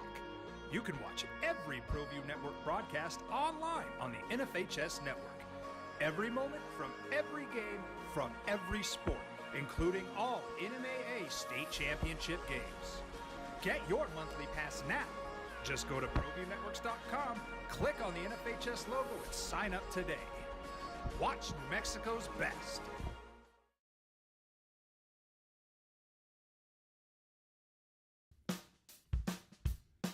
Well, I'm going to the frontier, walking to the cashier, order up a root beer and a number one. Cover it with green stuff, one scoop is not enough. Find a booth is real tough, back by the Duke. Meet my family, meet my friends in the quirkiest restaurant I have ever been. All of Albuquerque's favorite spot, it's the Frontier Restaurant. The Frontier Restaurant is a proud supporter of ProView Networks. Don't sacrifice quality of flavor when you're in a hurry. Golden Pride offers ribs, fried chicken, green and red chili breakfast burritos, and Frontier Cinnabons. 4 great locations, or visit us online at goldenpride@abq.com. Golden Pride Barbecue Chicken and Ribs, proud supporter of ProView Sports Network. For certified collision and body repair, visit the experts at CarCrafters. 5 locations in Albuquerque and Rio Rancho. Visit carcrafters.com. CarCrafters, it's like it never happened.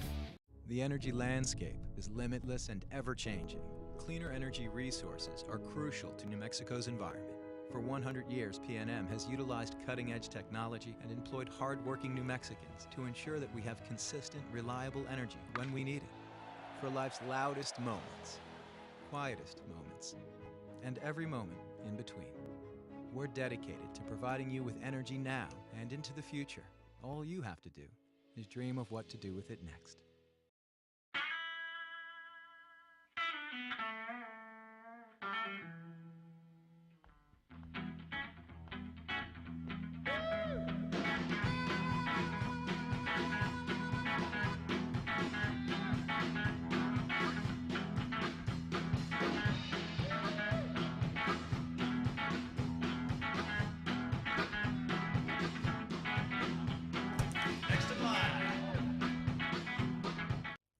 Reading a defense with a 300-pound lineman bearing down on you and threading the needle to a receiver might be harder, but hitting a baseball is a pretty damn hard thing to do. And when a guy's coming at you with a 98-mile-an-hour fastball in on your hands on one pitch and throwing a 72-mile-an-hour curveball that's breaking away from you on the next pitch and you're trying to figure out what's what and how to hit it, I mean, it's still one of the hardest things to do in sports, correct? Yes. All right. So, and he said if you know 80% of the time on a 2-1 count with a guy on second base, this is what this pitcher does. It's pretty good odds. And that's why I went to the Tony Gwynn stuff, JJ, because it really, to me, stemmed, it just rang a bell in my head that that's where this started. And when Clint Hurdle, like he said, when I came up in the 70s, we didn't have any of this crap. If you want to see how your swing looked, you asked your teammate, right? We weren't going up the hallway after a strikeout and going to see 4 angles of our swing, of our at-bat. And Tony Gwynn's story where he's carrying suitcase full of tapes. It's pretty amazing. It's great stuff. What do you think my favorite line of the whole thing, by the way? I took all these notes and I used to write them on a white piece of paper and put them in my back pocket. The players called it my Whiteberry. That was my favorite line of that. But what do you think of off the top where he made it pretty clear that there has been a shift in the Rockies organization towards winning at the minor league level? Feels like they're just willing to talk about it. They never were before. That's because you're playing sport. You're like, of course. What else are you doing? Yeah. Like you're playing to win the game. Whether you're single A, triple A baseball, you're playing in indoor football league, like you're out there trying to win. But the way that the Rockies organization, the way that the people within organization are talking about it, it just feels like it's being addressed. Like, we want you guys to win. It's important to win baseball games, as opposed to in the past, feels like they're just, all right, how you doing? What your numbers look like? Fantastic. We don't care about the final score. We were kind of told that, weren't we? I mean, we were kind of told that in the past, so it's not about winning here. That it's about developing. Yeah. I mean, Jeff Bridich used to say that all the time. And I get it. Why not do both? Now, you still have to be talented enough, and they're not quite there in certain positions. They prospect-wise, where are they here in AAA versus the other levels? But it feels like, well, where do you start? Just talk about it. Like, we want you guys to not just feel like, hey, I got something out of this game, need to focus on myself. No, go out there, and the Isotopes need to win. We need to win this series. Yeah. Yes. And we've had conversations, and Gene and Sid and guys have talked about how do you develop when you're losing? Like, isn't learning how to win part of development? And it would seem like it is. We talk about on this show a lot learning how to win. Man, I'll tell you what, when you got guys like Todd Helton and Clinton Hurdle coming down, I'm going to guess if you're a minor league player, you're listening, right? Yeah. It's Todd Helton, back to the baseball card. Simple as that. So Clinton Hurdle said on Tuesday, this dude walks in, he's going to have a different impact than anyone else. Yeah.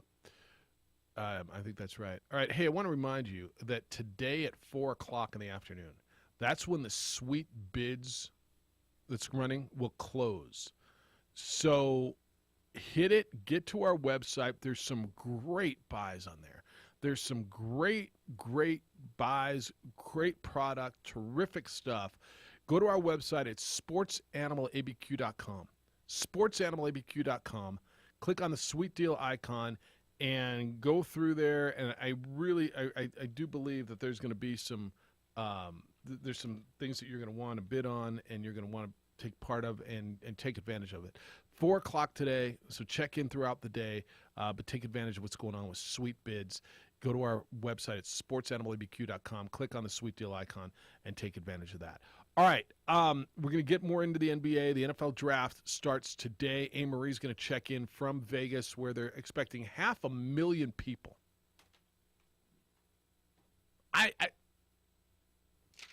500,000 people. The draft used to be a bunch of dudes. I think they still call it the annual meeting to select players. I think it's not even. I don't think it's officially called the draft in the NFL bylaws or whatever. I do believe it's called still the annual meeting to select players. Hell of a meeting they're holding. I'll tell you what. This ain't no Zoom meeting now. They're getting 500,000 people together in Vegas, and it's on. So we're going to talk to A. Marie. She's in Vegas. That'll be at 9:30. Open it up to you for the next hour. 505-246-0610. And you can send your emails, Jeff or JJ, at sportsanimалabq.com. Get your home summer ready, and Kirtland Federal Credit Union will help you. Spring into summer with some new space, an updated kitchen, a new patio, pool, a whole new look, whatever it is you're looking to do. Kirtland Federal Credit Union's got the tools that you need to get it done. See how at their website. It's kirtlandfcu.org. So no matter what your goal is financially, Kirtland Federal Credit Union will help you get there. If you're looking to improve your home, turn the value of your home into cash. You can use it for upgrades, improvements, whatever it is you want to use that cash for. If you're looking to buy a home, then you choose from a wide variety of mortgage programs and partner with a team of friendly and knowledgeable mortgage experts. Looking to upgrade your vehicle? Competitive vehicle rates, unbeatable service. They'll help you drive away in the vehicle you want with the payments you can live with. And if you're planning for retirement, well, investing for retirement starts with Kirtland Financial Services. Talk to an advisor today and start walking the path to a confident financial future. Whatever it is your goal, they can help you. Stop by any branch or just go online at kirtlandfcu.org. That's kirtlandfcu.org. Membership eligibility required. See a representative for complete eligibility details. For 50 years, Clark's Pet Emporium has been your pet's favorite stop. Fish, birds, cats, dogs, reptiles, and small animals. Clark's has built a tradition of friendly, knowledgeable service focused on affordable, quality pet care products and food. Locally owned and operated with 2 convenient locations for all your pet needs, including an extensive selection of gifts for both owners and pets. 11200 Manal Northeast or 4914 Lomas Northeast. Clark's Pet Emporium is celebrating 50 years. Thank you, Albuquerque, the Pet Supply Superstore. ClarksPets.com. Dream style stucco. Stucco is the way to go. The Southwest tradition, beautiful and durable. The perfect combination. Your favorite color, your favorite texture. You're gonna love it when they put it all together. Through any weather, nothing looks better. From the smooth to the rough, they really know their stuff.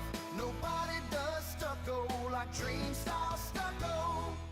For your business or your home, Valley Fence stands alone. We're number 1 in New Mexico for a reason. It's the best fence you can own. Proudly serving New Mexico for over 50 years.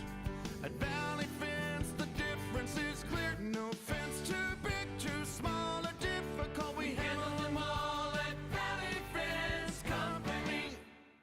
like to thank the following sponsors for making this broadcast possible. For over 20 years, Evergard Roofing and Solar has been committed to customer service. Locally owned and operated, Evergard offers both commercial and residential roofing and solar services. For more info, please call 505-821-9543. Evergard Roofing and Solar are proud supporters of ProView Sports Network and New Mexico Youth Athletics.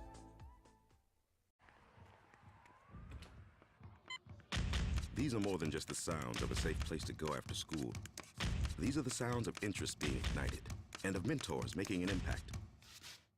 At Boys and Girls Clubs, we don't do just one thing. We do whatever it takes to meet the needs of every kid who comes through those doors. Because whatever it takes is what it takes to build great futures. Great futures start here.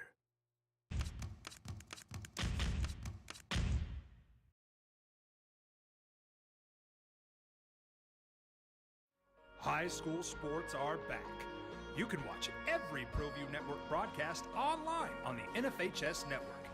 Every moment from every game from every sport, including all NMAA state championship games.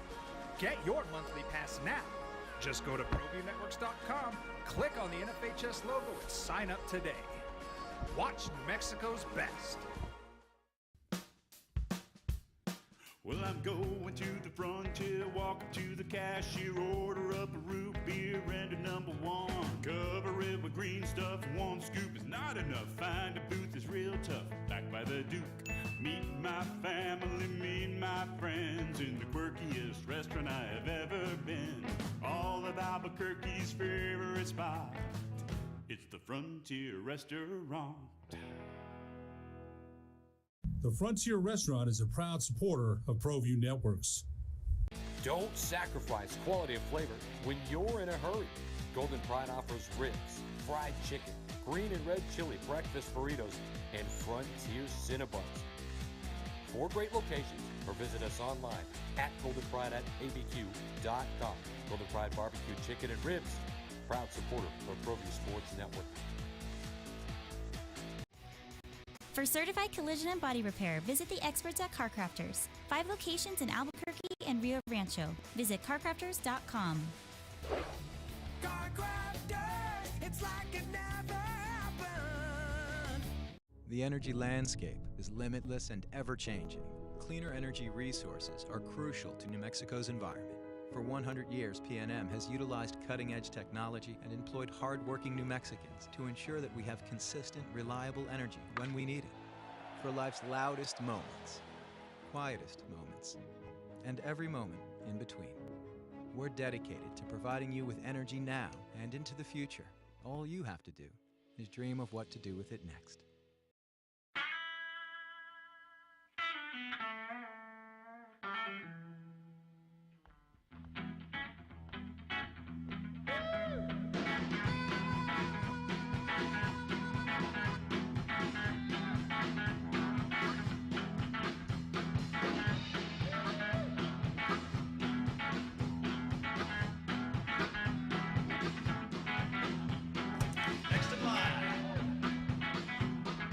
Rudy's is a proud supporter of ProView Networks.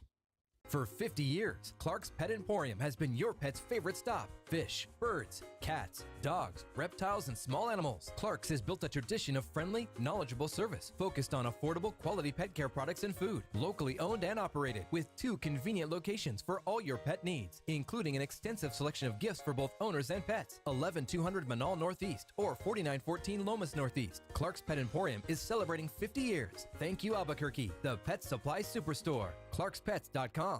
Dream style stucco. Stucco is the way to go. A Southwest tradition, beautiful and durable. The perfect combination. Your favorite color, your favorite texture. You're gonna love it when they put it all together. Through any weather, nothing looks better. From the smooth to the rough, they really know their stuff. Nobody does stucco like Dream style stucco. Hey! Lenny was in on the Jets. Jets, Jets. Whatever. They get 4-10. There's going to be movement. Who's going to move? Does Debo get moved today? What happened to the text line, dude? Why does it just go blank on me? You're like, because you have a slow computer? I asked. Evan said he cleaned it up. You got it. Oh, yeah. Last I saw on the text line was all hot dog stuff that I didn't get to yesterday. No, honestly. All hot dog. Do you have it up? Hot dog radio. It is. It was all hot dog radio. One guy's like, spicy mustard, ketchup, and relish on a hot dog. I'm going to hurl. I'm like, oh, all right. Well, you probably shouldn't do that then. I mean, The Chicago dog kicks butt. Adolph was absolutely correct. We had big hot dog talk yesterday, and Adolph came in and told us exactly the recipe. I mean, not like kind of, but I mean, from the poppy seed bun to the pickle spear to the Vienna hot dog. There was another one on there. Who knew Adolph was what? Because I got a blank white screen now, dude. I got nothing. Is there another one on there? It doesn't matter if there's not. Have you ever heard of the Ripper? The hot dog, it's called a Ripper. And I can't remember. Sounds I want to uncomfortable. say it's California or something. They deep fry them. And then this Deep fried hot dogs? This certain hot dog. How can I make a hot dog less healthy? It like pops open, so then there's a perfect split, so you could put your condiments, Right in the split of the dog? Yes. I'm not certain I have. Or there's also a Hawaii type of hot dog. They put it like in the bun is like a handheld bun, and the hot dog slides As right into opposed it, to and then put mango stuff in there. And that sounds right. Yeah. So that's what I'm telling you yesterday. I there should be there's so many. When you hear Chicago style dog or New York style pizza, there should be like a Borque style dog. Don't you think? Like a hot dog, and whatever that means. But you know what the thing is? We'd never come to a conclusion. It feels like everybody from Chicago loves deep dish pizza. So everybody from New York loves that foldable pizza. Everybody in Chicago loves their dog. There's no way we would ever come to a consensus around here about anything. What? Sebastian sent us a note yesterday. Said Lobos had the Birmingham dog. They did. So I had green chili queso. Yeah. All right. Getting in that territory. Green New chili and Mexico dog. queso. I'm down with Yeah. it. Yeah. Yeah. He also said, "Oh, dudes, the Ripper is so good." Look, how about that timing? He just hit us. On Oh, point. dudes, the Ripper is so good. Yeah. All right. I'm down to try it. Like I'll eat anything. Another food Almost. study, this Yeah. is via the text, Yeah. shows consuming a peanut butter and jelly sandwich adds minutes of quality time to one's life. Is that right? I'm in Because for that. you told me yesterday that every hot dog takes 36 minutes off of your Yes. active life or something, not just the end of your life. Because it's like, all right, well, you want to carve a few like, off yeah. the back end. I'm like, I'm okay with that. It's going to be the worst 36 minutes of your life. Yeah. Well, I mean, the last 'Cause of it. 36 probably aren't going to be that good anyway. So peanut butter and jelly adds life? Does it Or just adds cancel out? Can you negate Oh, yeah. the hot dogs you eat as long as you stuff peanut butter and jelly sandwiches? Like, you chase, it's a chaser? Coming up next, Dr. Fauci's going to be with us. Where's Barry Ramo? Where's Dr. David DJ all the time. Grace? But you did bring up something yesterday What's about crunchy versus creamy. Oh, I did. Which way you go? I'm a crunchy. Are you? I like the The texture of it, right? I do Because too. peanuts are not smooth. They crunch. So I think I like crunchy, but it's kind of a mood thing with me. Like I'm not adamant about that either. Yeah, if you throw a Crustable at me, I'll eat that, and that's Crustable, what's that? It's like little Portable pre-made. PB&J. Yeah, and they have Wait, no wait, wait, crust. wait, wait, They have wait, no what? crusts In a on bag. it. You can go to a store and buy a made Pre-made, yes. And Is you it just good? let it sit out for like 10, 15 seconds or so. It comes to 10, warm. 15 seconds? Or like a minute maybe, and it comes to like room temperature, and it's perfect. So you keep it in the fridge? Freezer, yeah.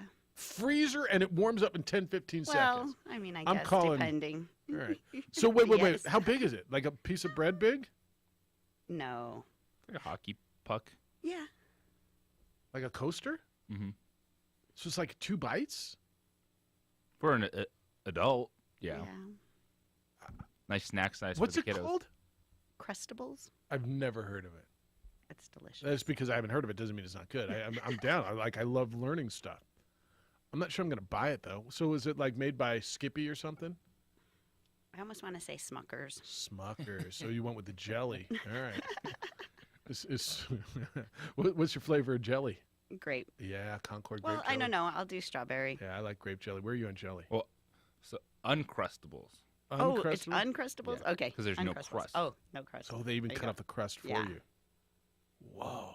I had no idea. Uncrustable. What's your jelly flavor? I'm not picky.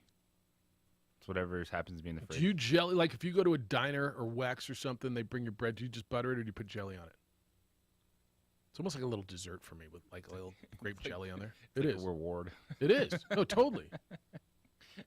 And so at Wex, like a little wheat toast with butter and grape jelly, and then sopping up the red chili. Yes. After the omelet. I'm just saying.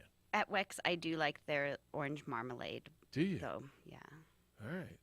Marmalade. What's the difference between marmalade and jelly? I have no Or idea. jam? I tried to watch that Jam, Paddington jelly, Bear thing, and I have no idea. Marmalade. He sure did like his marmalade. marmalade? That's the truth. He did like his marmalade. All right. Sid's in. He said, Howdy Doody was on with Mr. Alou. I think that means John Traub was on with Bob Clark. I think that's how I'm supposed to translate that. For an entire hour. Or no, I think it was, who does he call Howdy Doody? Was it Ken Young? Ken Young? Yeah. That week that you were in Orlando, Mr. Symbieta, and there wasn't one word about winning. They talked about the sports stadium renovation, even though it's been 20 years. Why? They talked about COVID and food, but not one word about winning. It's from Sid. See, Sid's not back on the bandwagon yet. He's just not. I appreciate the fact that Clint Hurdle, well, first of all, the owner of this team, of the Albuquerque Isotopes, with all due respect, has nothing to do about whether they win or lose. He just wants those checks to clear. Well, yeah. but he has nothing to say about roster construction, manager, day-to-day baseball operation. He owns the affiliate. The Rockies give you the players. The Rockies give you the coaching staff and the manager. The Rockies decide the direction of what happens on the field.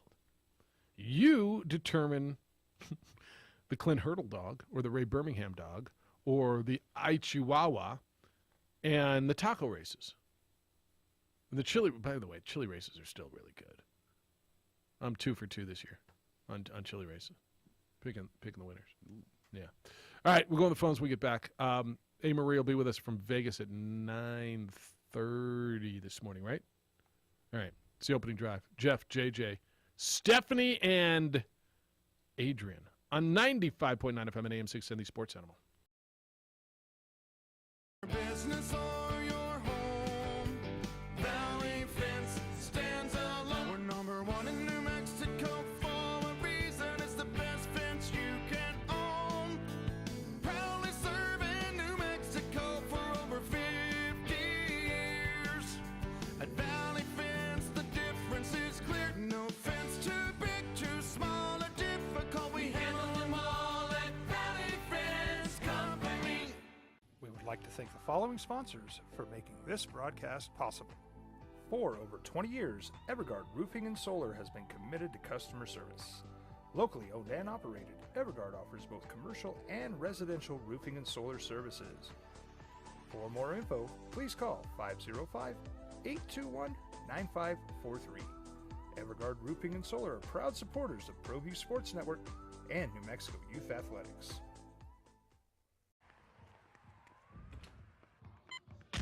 These are more than just the sounds of a safe place to go after school.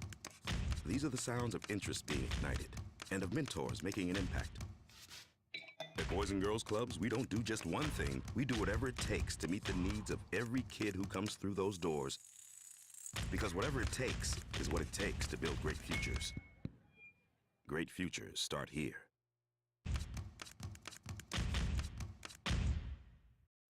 High school sports are back.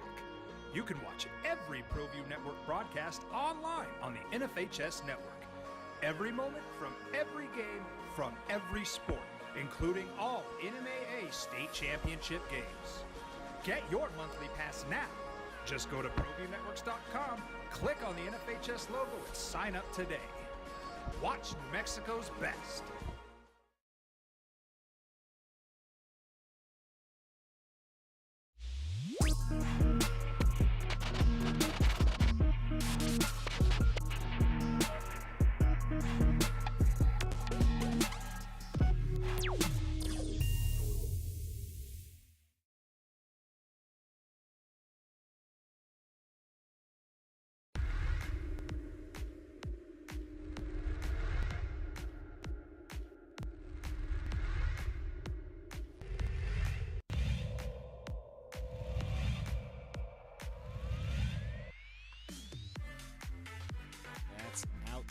field. A run will certainly score. Martinez to second. He'll hold up there. Throw brought back in by Bracamonte. But the Sartans score the first run of the game. It's Lucas Martinez with an RBI.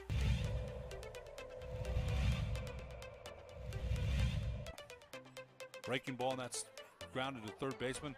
Get the lead runner at first, try to get a double play, and they do. Turn two, and another run scores. Noah Morlock will score, but Achille Karras grounds into a double play.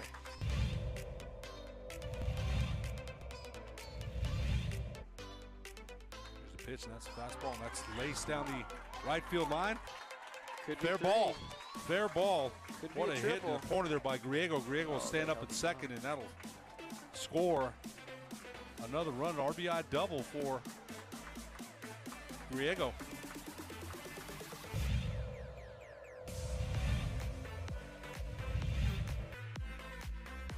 Deal with the high leg kick. He brings it. There's a shot. Martinez Jubs not able to get there. That should bring in 2 runs, and indeed it does. As both Lucas Armijo and Robert Garcia come aboard.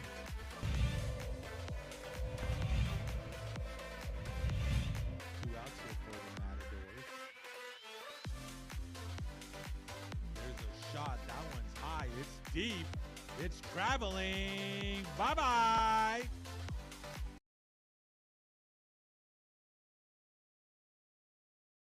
High school sports are back. You can watch every ProView Network broadcast online on the NFHS network.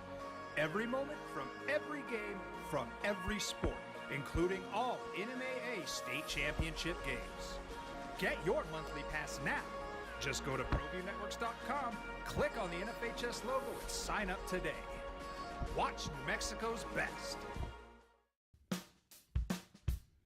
Well, I'm going to the frontier, walking to the cashier, order up a root beer and a number 1. Cover it with green stuff, 1 scoop is not enough. Find a booth is real tough, back by the Duke. Meet my family, meet my friends in the quirkiest restaurant I have ever been. All of Albuquerque's favorite spot, it's the Frontier Restaurant.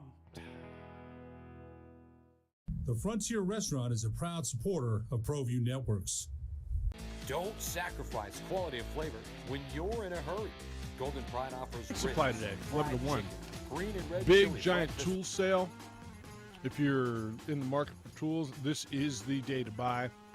Looking forward to see. This is always, JJ, this is a big one now. I mean, there'll be like 800 people come through there. So this is a good time. 505-246-0610. Rudy, good morning. Thanks for holding. Hey, good morning. So you know what Ralph Nader called the hot dog, right? I don't. America's deadliest missile. All right, I'm down. So there you go. You got that going for you every time you eat a hot dog. You're eating America's deadliest missile. Hey, something kind of went by the books yesterday, and I want to make sure that they get credit for it, and that's the 252 scholar athletes at UNM that had a 3.2 or better grade point average. Pretty nice. They had 12 kids with a perfect 4.0. Nice. That's Yep. and I think that too many times everybody goes, oh yeah. Oh, that's great. Yeah. Did they win? That's winning right there. That's what this whole thing is about.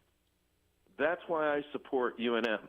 When you have 252 kids, I think they have 400 and some scholar athletes. Yeah, so it's that's close to almost 500. 3/4 of their scholar athletes with I'm no mathematician, but somebody will figure it out. But that's a tremendous accomplishment to have that many kids that concerned about their studies, because that's the game. That's the game of life, and that's the game where they can come out winners. And by the way, on another note, I don't know if you saw yesterday, but you had Matt Young pitching to Mitchell Garver for the Texas Rangers. I did see that. I did see that. 2 New Mexico guys, one on the hill, one in the box in the big leagues. Yep. Yeah, and there was somebody trying to knock, Ray Birmingham. Ray put a lot of kids in there. And DJ Peterson, who knows, by the end of the year, he keeps going the way he's going. There's a guy that could end up going back up for another cup of coffee in the majors. Be nice, right? Be really nice. Mm. All right. I really enjoyed that interview of him. That was a fantastic interview. Yeah, he was good. That was one of the most fun. We could have done that for a long time. He was really good. All right. Be well, Rudy. Appreciate it. Thanks. Take care. All right, let me hit you on some of these emails you're sending in. Jeff at sportsanimалabq.com. JJ at sportsanimалabq.com. Gopher says, what a bunch of bleep. Uh-oh. Jeff, I know why A. Marie is supposedly covering the draft, in quotes, so she can claim this is a business trip and not have to charge vacation time. I know all the tricks. I've tried all the tricks. It's from Gopher. Yeah, it's probably right. I mean, yeah. Work smarter, not harder. That's so right. It's so right. Dan says, playing your stud, Jeffrey Juan Jose, no Ana Maria y Gato Estefe. If you're the underdog, you have nothing to lose, so you play your stud. If you're Harvard, you throw Jacques Cousteau. But if you're the higher seed and you can't win an opening round game with your number 2 arm, you don't deserve to win the belt anyway. What's that referring to? Oh, we had that conversation yesterday with Sebastian. Is that what that is? High school pitchers? Yeah. Okay. Jeremy's in. Time for another all-new edition of J.J. Buck. Get off my rocks. Get off my lawn. Jeff, I stopped at the Hot and Ready donut place this morning. $12.99 a dozen. I just about fainted. When I first discovered this place a few years ago while visiting the town A. Marie is currently in, the glazed were $4.99 a dozen. I know there's inflation, but WTH. How much is a dozen donuts? I don't even know.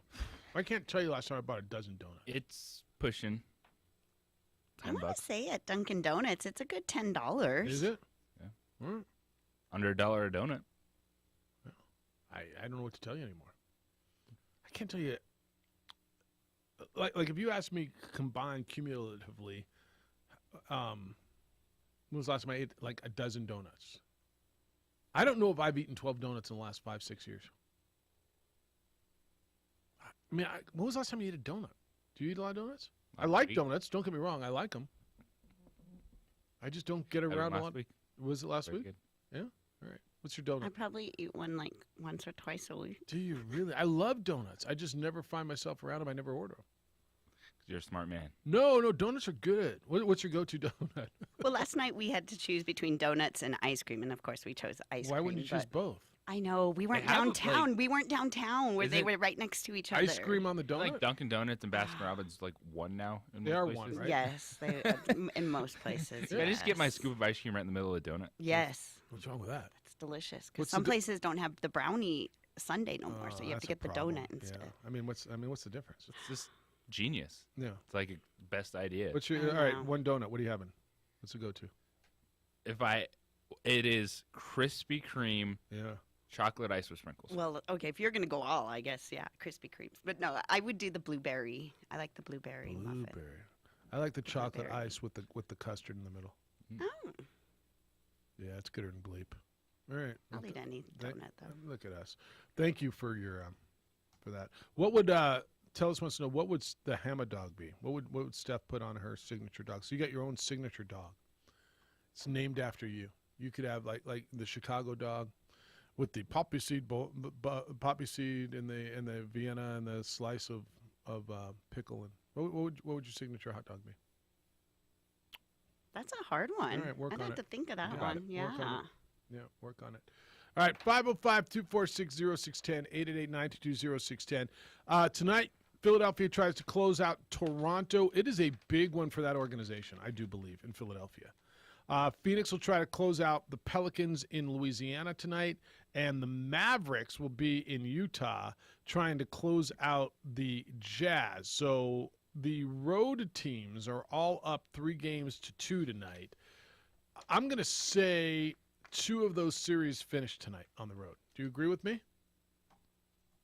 Philadelphia, Toronto, Phoenix, New Orleans, Dallas, Utah. You don't have to agree with me. I'm going It's almost better when you don't. Dallas. Yes. Nolans. Yeah. Oh, you think New Orleans. Okay. Dallas, Nolans. All right.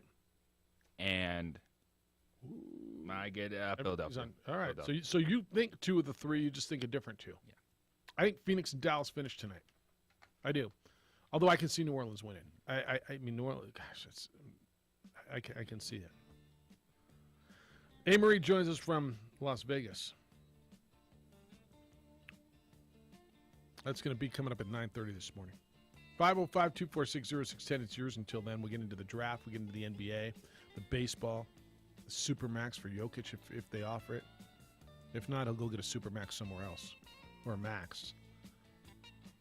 246-0610. Come on in. It's the opening drive on 95.9 FM and AM 610, the Sports Animal. Don't sacrifice quality of flavor when you're in a hurry. Golden Pride offers ribs, fried chicken, green and red chili breakfast burritos, and Frontier Cinnabons. 4 great locations, or visit us online at goldenpride@abq.com. Golden Pride Barbecue Chicken and Ribs, proud supporter of ProView Sports Network. For certified collision and body repair, visit the experts at CarCrafters. 5 locations in Albuquerque and Rio Rancho. Visit carcrafters.com. It's like it never happened. The energy landscape is limitless and ever-changing. Cleaner energy resources are crucial to New Mexico's environment. For 100 years, PNM has utilized cutting-edge technology and employed hard-working New Mexicans to ensure that we have consistent, reliable energy when we need it. For life's loudest moments, quietest moments, and every moment in between. We're dedicated to providing you with energy now and into the future. All you have to do is dream of what to do with it next.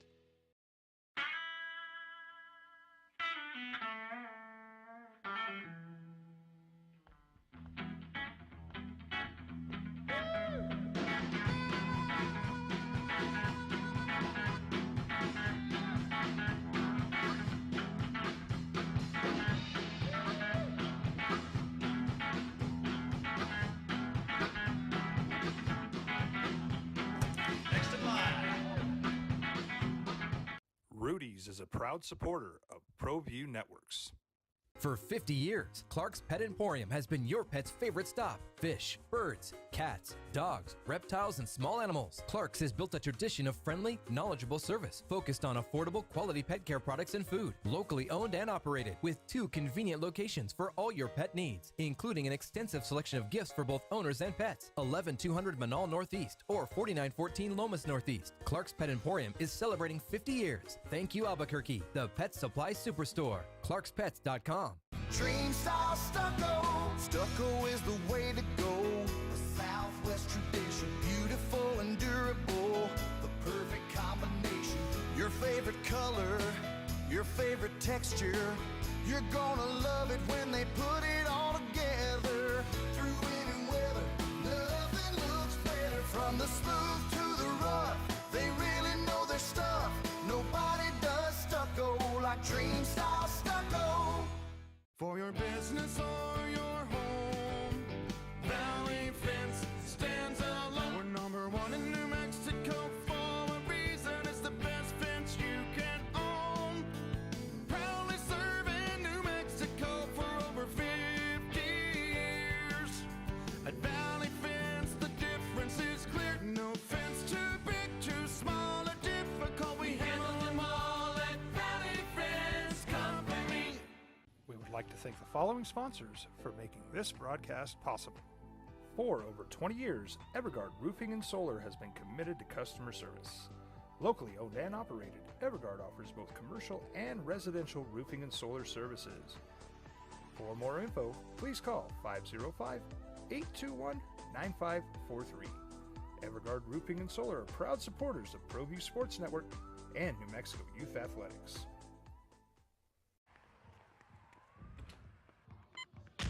These are more than just the sounds of a safe place to go after school. These are the sounds of interest being ignited and of mentors making an impact. At Boys and Girls Clubs, we don't do just one thing. We do whatever it takes to meet the needs of every kid who comes through those doors. Because whatever it takes is what it takes to build great futures. Great futures start here.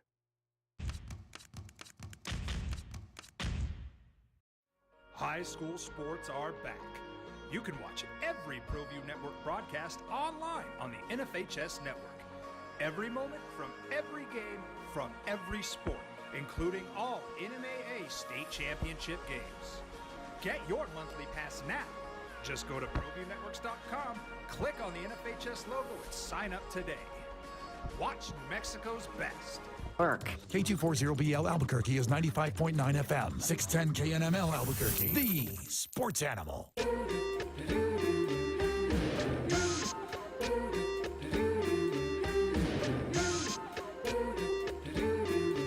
Now, voted the best sports show in New Mexico for 5 years running. This is the opening drive with 3-time New Mexico Sportscaster of the Year, Jeff Symbieta, and JJ Buck. Chicky nuggets! Good job, good effort, good night now. Nuggets eliminated yesterday by the Golden State Warriors 102-98. Nikola Jokic is their MVP and maybe 2-time MVP. Says that if they put a Supermax deal on the table, he will sign it. And their head coach, Michael Malone, says he expects Jamal Murray to return next season. It's the opening drive. Good morning to you, Jeff Symbieta and JJ Buck. So this is a big deal for a team that, with Jamal Murray, who did not play this year while recovering from the knee injury, and if they sign a guy who is an MVP and might win a second to a Supermax, what is a Supermax going to pay him? Like all the money in the world? $1 million. $1 million for one game. Pretty much. They put that organization hit the freaking lottery with this guy, right? The Nuggets have done a fantastic job. Steph, let me give you the numbers. What do you? If I told you a Supermax contract in the NBA, and I told you, so I said 5 years is what it would be, right? And so this guy was the most valuable player in the league last year. He may be again this year, and his contract's up. And so the Nuggets can put it on the table for him. What would you guess a Supermax would be worth for 5 years? Knowing how ridiculous. I don't know. I'd say $10 million a year is like $50 million. So $50 million total? Yeah. Okay. Do you know what the Supermax would be worth for him? For Jokic? Yeah. For his career, I think probably like $290 million. Yeah, Steph almost fell out of her seat. Fell out of her chair. Dropped her donut. 5 years, Steph. So your $50 million's right annually. $254 million over 5 years. It's a quarter. Oh my goodness. It's a quarter of $1 billion. Wow. Yeah, you should have been tall and found a jump shot. Pretty easy. Be one of the best basketball players on the planet. Get paid. Well, you've always gotten paid. I think the scale has gone up. But yeah, that's $500 million, and it would all be guaranteed money, by the way. You know, I don't know, and this is probably going to sound really dumb, guys, but as someone who never played sports, Yeah. you know, I follow some sports, but I'm not a good in one sport, maybe baseball or whatever. But out of all of them, man, basketball is Yes. a tough game, and it's hard to watch, that's a lot of learning there. So I don't know. I You think find it they're more complicated than football? Yes. Really? Yeah. Okay. I think they have to go through a lot. I don't know. Maybe I'm just being naive, but basketball seems like a hard sport. Fast. Yeah, it is. It is, and that's why they get And paid it's so much physical. money. It is physical. 100%. It is physical. Yeah. I think I think they get paid good. Yeah. All right. Nikola Jokic quote when asked about his contract extension: "I would like it, of course, but it's not something that I'm deciding. I think if the offer is on the table, of course I'm going to accept it because I really like the organization. I really like the people who works here. I am in a really good relationship with everybody from the owner to the equipment manager," end quote. He's 27 years old. He's the reigning MVP. He's in his prime. He became the first player with 2,000 points, 1,000 rebounds, and 500 assists in a season. He became the first player to average 25 points, 13 rebounds, and 7 assists in a season. He's the first to lead his team in points, rebounds, assists, steals, and blocks, and field goal percentage in a season since it became an official stat. Did blocks in 1973-74. So, I mean, if anything says super max, then if something exists that is a super max, this gentleman qualifies for a super max deal, correct? And to say, I would like it. Nicola, we're going to offer you $254 million guaranteed dollars. Would you like that? I would like that. I am intrigued by your offer. I would like that. Yes, for 5 years, I will buy a house. I will buy a house. And he's all in. He's very similar to Giannis. Guys that are bought in. They like where they are. They want to win with that organization. I think there's enough there, too, where Jokic isn't going to get antsy. Because the one thing with the Denver Nuggets, this year is all about injuries. As frustrated as you want to be, people screaming, get him some help. Well, you got Jamal Murray coming back. This is an organization that's drafted and developed well over the last few years, and we know how important that is to finding some consistency. Yes. But also they have a piece. And I think Michael Porter Jr. can either be the X factor on the court or in a trade to bolster this roster. So the Nuggets are still pointing in the right direction. Nicola was asked about the MVP vote. Will he win it? Will he not win it? Quote, Nikola Jokic. I mean, I never dream about it. It's something that, if it happened, it's a great thing, of course. It's something that probably legacy, my name is always going to be there. But if I don't get it, I'm not going to die. It would be nice, but if it happens, it happens. End quote. But I'll still have my new $254 million contract. So really, you can take your little trophy and scratch. I'll take my super max $254 million and be good. Plus whatever endorsements I get. Can you imagine? Like 50, like what do you do? Whatever you want would be the answer. Yeah, $54 million a year or $50 million a year. All right, so that's that. Seems like such a great guy. I'm sure he's going to be sending probably a lot of that money back to his home country. Where's he from? Serbia. All right. He also said, you know, we don't know what we can do because we're not healthy. Do we have some talent? Yes. Can we do something? Probably. You can see through the teams are making super teams and they're not making any success. Let's say like that. See, this is what I've been talking to you about for the last, I don't know, however many months, about the construction of teams and how Denver's done it through the draft. They drafted Jamal Murray, right? Yep. They drafted Nikola Jokic. Yep. Did they draft Michael Porter, right? Yep. All right. They played this whole season without Michael Porter and without Jamal Murray. And he says there's a lot of unknowns. But let me read that to you again. We don't know what we can do because we're not healthy. Do we have some talent? Yes. Can we do something? Probably. You can see through the league.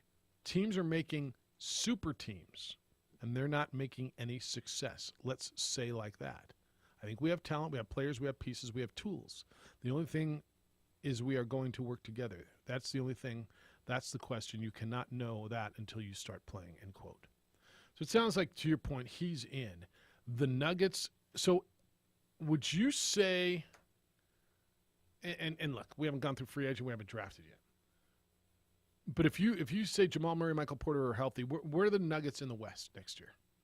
Where are the Nuggets right now in the West if those two guys were healthy? Would you have gotten them? I mean, are they better than Phoenix? Are they better than Golden State? Are they better than Memphis? They're better than Memphis. They're a top 3 team. Okay. You credit Phoenix, Golden State, but then Denver Nuggets right there. And that's why it's so important. Well, that's why Nikola Jokic is getting. And they paid Jamal Murray last offseason, didn't they? Mm-hmm. Or two ago. Yeah. After the bubble. What did he get? He got the max, whatever he was eligible for. Max, Steph. Max. He probably only got like 40-something million a year. Do you wonder where it all comes from? Like merchandise sales? Well, TV rights, merchandise sales, the sale of the name of your arena to Ball Corporation. It's everything, you know. Right, jerseys. $18 beers. Yeah. They make a lot of money. Obviously, because they spend a lot. Isn't that what Patrick Ewing once told me? Yeah, we spend a lot. We make a lot of money, but we spend a lot of money too. Yeah, so Nikola Jokic is from Sombor, Serbia. Oh, so that's Sombor. why his they kind of tweaked it a little bit. He has that kind of turnaround one footer, which is Dirk-like, but they call it the Sombor shuffle. His patented shot. All right, from Sombor. I mean, I did not know. All right, let's take the break. 9:30, we're going to Vegas. A. Marie is there. That's where the draft is, by the way. Better tell me the number one overall pick. If she is wrong, does she get to come back? Steph, you might have a new permanent gig. Just saying. It's the opening drive. Adrian's got us on TV on ProView Networks. Steph's got us here on the radio. I'm merely Jeff Symbieta, next to JJ Buck on 95.9 FM and AM 610, the Sports Animal.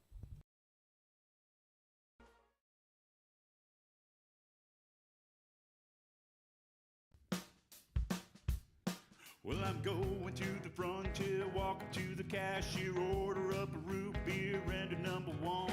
Cover it with green stuff, one scoop is not enough. Find a booth is real tough, back by the Duke. Meet my family, meet my friends in the quirkiest restaurant I have ever been.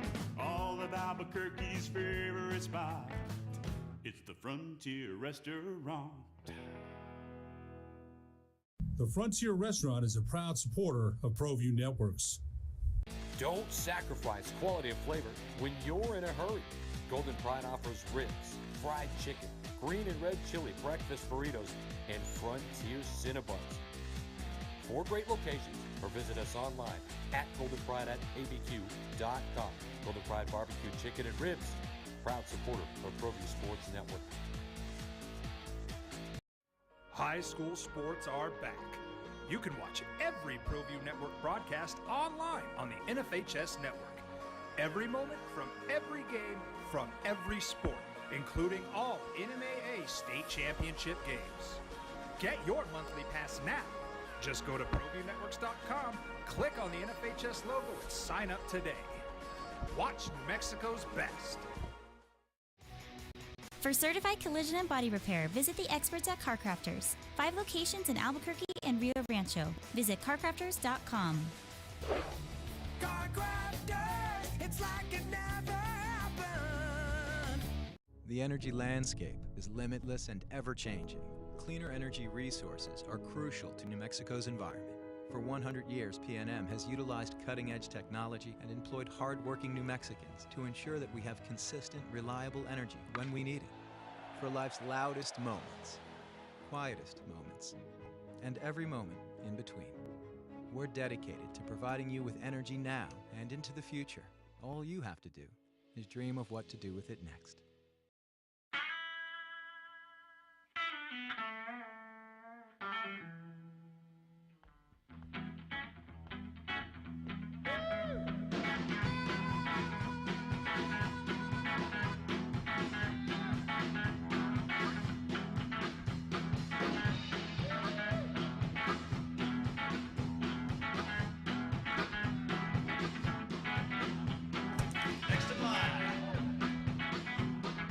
Rudy's is a proud supporter of ProView Networks. For 50 years, Clark's Pet Emporium has been your pet's favorite stop. Fish, birds, cats, dogs, reptiles, and small animals. Clark's has built a tradition of friendly, knowledgeable service focused on affordable, quality pet care products and food. Locally owned and operated with 2 convenient locations for all your pet needs, including an extensive selection of gifts for both owners and pets. 11200 Manal Northeast or 4914 Lomas Northeast. Clark's Pet Emporium is celebrating 50 years. Thank you, Albuquerque, the Pet Supply Superstore. ClarksPets.com. Dream style stucco. Stucco is the way to go. The Southwest tradition, beautiful and durable. The perfect combination. Your favorite color, your favorite texture. You're gonna love it when they put it all together. Through any weather, nothing looks better. From the smooth to the rough, they really know their stuff. Nobody does stucco like Dream style stucco. For your business or your home, Valley Fence stands alone. We're number 1 in New Mexico for a reason. It's the best fence you can own. Proudly serving New Mexico for over 50 years. At Valley Fence, the difference is clear. No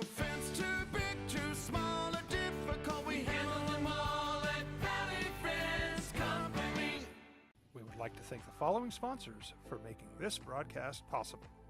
For over 20 years, Evergard Roofing and Solar has been committed to customer service. Locally owned and operated, Evergard offers both commercial and residential roofing and solar services. For more info, please call 505-821-9543. Evergard Roofing and Solar are proud supporters. Win tonight. I don't think they'll lose tonight either. The Lakers. It's a mess, and it's getting messier. While you can talk about the teams who are in the playoffs, the Lakers are so much fun to talk about because of the mess, and it's always been that way. It's been the Lakers for, 4 decades have been basketball soap opera. It's the opening drive. Jeff, JJ, and Steph. Adrian's producing on TV. So JJ, Bleacher Report came out with the story yesterday, I believe, that the front office, the Lakers front office, is blaming Clutch Sports, who represents LeBron James and Anthony Davis for the Russell Westbrook trade, that those guys put the pressure on the front office to make the trade. And the bottom line is the front office made the trade. And you could sit around and blame it. And by the way, this is probably right. I mean, by every report, that's what LeBron wanted. It failed miserably. And so now who's going to take the hit? The sitting around and blaming everybody is not going to fix anything. I don't know how this is. I think Kurt Rambis is coming back next year. I think Rob Pelinka's coming back. LeBron's obviously under contract. Anthony Davis is under contract. I think they're all staying in place, and they better figure out a way to figure it out because this thing's falling apart at the seams, and it is again 2/3 of the teams in the league make the playoffs. Or at least the play-in. They did not. That's LeBron James as much. I don't know. Where does the blame fall? Is it on the players? Is it on the front office? Is it all on Russ? Is it all on Frank Vogel, who's been fired? Trickle-down effect. Okay. It starts with the front office. And for you being the Los Angeles Lakers, you have to have a good relationship, an open conversation with the superstar player. It's what we talked about with the Brooklyn Nets and them trying to figure out that dynamic of, all right, who are we going to lean on more so than anyone else? And you're going to listen. But to be a good organization, you have to have the ability to make a decision whether your superstar likes it or not. And this was such a bad basketball move for LeBron James, Anthony Davis, Clutch Sports to be that in on Russell Westbrook just because he's one of their dudes, because it destroyed that team. Is he a Clutch Sports guy? Westbrook? He's got to be, right? Well, then, yeah, because if they have some sort of relationship, because they wouldn't care that much. Right. Unless their two guys were saying that's who we want in. It was just a miscalculation. It was, we're going to have 3 stars, then it doesn't matter what else we have. We'll be good. Well, then you have Anthony Davis in and out of the lineup. You weren't able to win as many games as you should, even with just LeBron James throughout the regular season. Thus, you're on the outside looking in. And the front office is going to have to step up, and I don't know who is going to be able to be that figure. That is Rob Pelinka that dude? Is he ready to maybe not have the best conversation with LeBron James? You're like, yo, LeBron, I get it, he's your dude, but this is the way we're going. This is what we have to start doing. There is one guy who yields more power than anybody. It's LeBron. Mm-hmm. And as much as you want to tell me Rob Pelinka is the general manager and he's responsible for everything, if he has that decision and LeBron says, hell no, where does this thing go? I mean, who honestly yields the power there? Now, I'm going to ask you this question because I'll tell you how I feel beforehand. I'm watching young and other stars around this league. From whether it's from Steph Curry to Nikola Jokic to Jason Tatum and Giannis Antetokounmpo to a lot more. Is LeBron James the most valuable and influential player in this league anymore? Yes. I'm not sure I think so. 100%. Why? Because he's still the dude that all those guys look up to. Okay. Like the public feels one way. As far as winning about the public feels one way about LeBron. Yeah. dudes in that game, the majority of them, understand his power. All right, so the roster that they had, and the roster that they played with, I guess the roster that they had isn't what they played with all year. But even the roster that they had, I would make the argument that it was better than some of the stuff that he won with earlier in his career. And while he played, his statistics will tell you he hasn't had a drop-off. They didn't make the playoffs. LeBron 10 years ago at least makes a playoff with that team, right?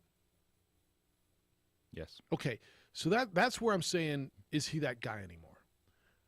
As far as being LeBron James, the brand, the guy, the legend, the aura, yeah, I give you all that. But if I'm trying to build my team, I'm watching all these other teams build organically, and I'm going back to this again.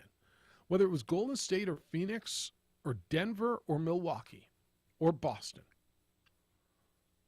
I'm not sure he is that guy anymore. In fact, I would tell you I don't think he is. A guy you can win with? A guy that gets to yield the power. Oh, yield the power. To just tell me how I'm going to build my team because that's how I'm going to win, because he just did it, and he couldn't get him into the playoff or play-in tournament.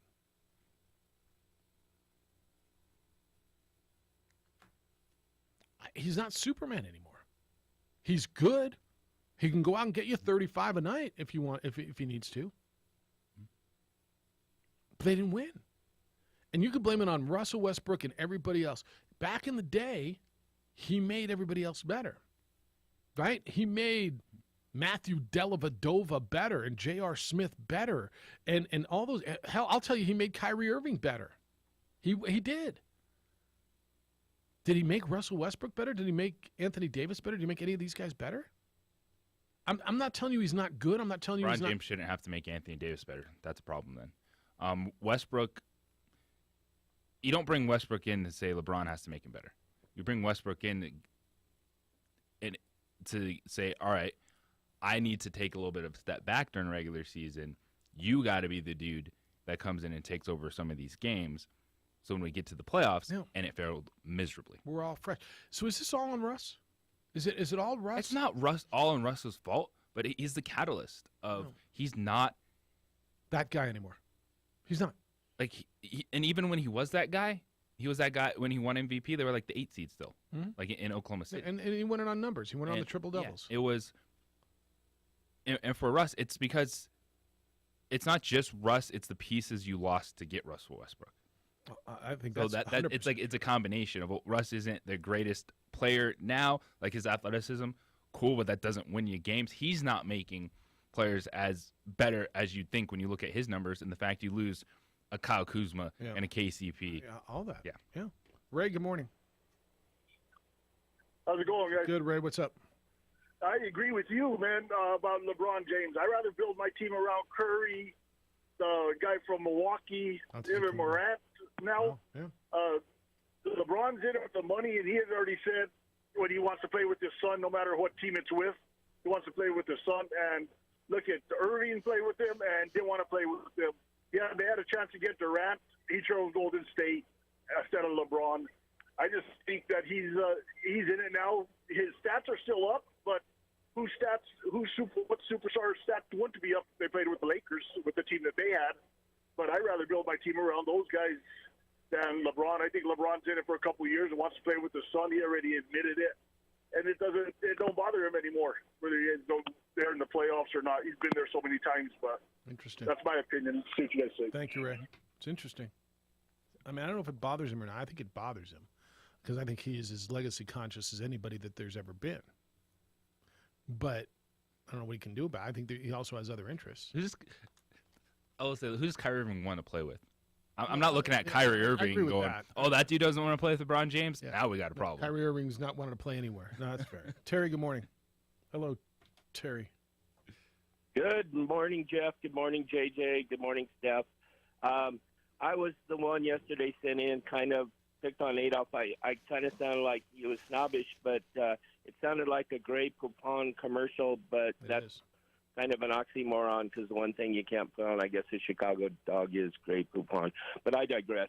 So draft tonight, I'm kind of an anagram guy because, you look at talent, intelligence, heart, and situation, and if you put them together right, like heart, intelligence, talent, and situation for a good thing, you get hit.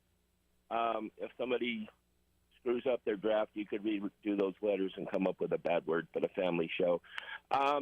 Terrell Davis, when they were covering him on the network when he was drafted either 4th, 5th, or 6th round, and him covering kickoffs and just laying a guy out, inside the 20, and turns out to be a Hall of Fame running back. It's just, where can you find the heart in those guys anymore? Because, that's what it sometimes takes is that's how he made the team and then got his chance as a running back because he'd been injured at Georgia. So, from that standpoint, we'll see what teams do and what comes through and what falls apart.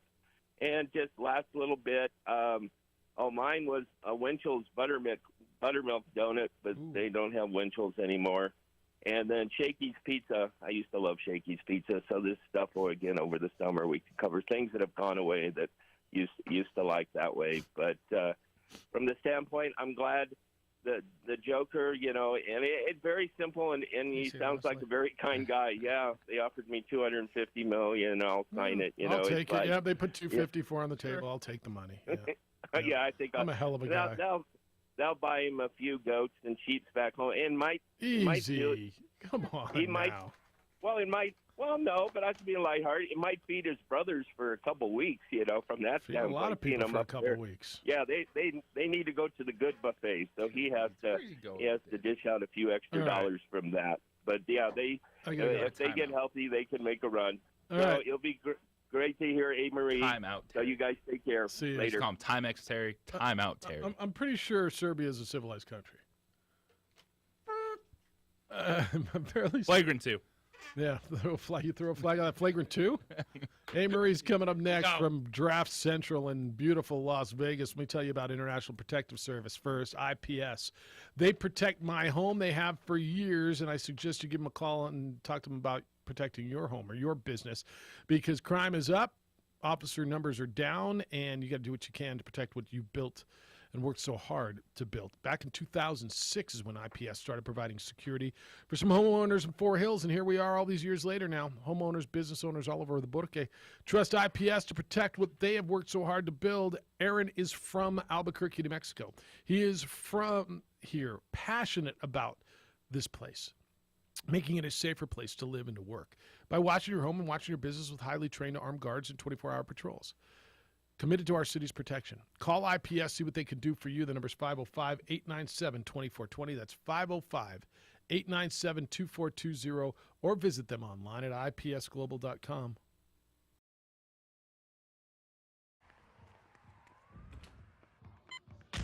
These are more than just the sounds of a safe place to go after school.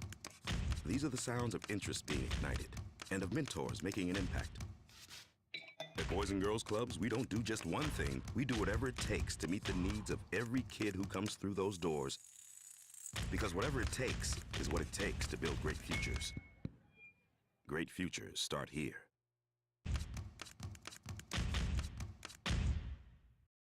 High school sports are back.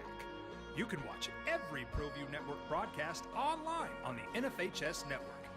Every moment from every game from every sport, including all NMAA state championship games. Get your monthly pass now. Just go to ProViewNetworks.com, click on the NFHS logo, and sign up today. Watch New Mexico's best.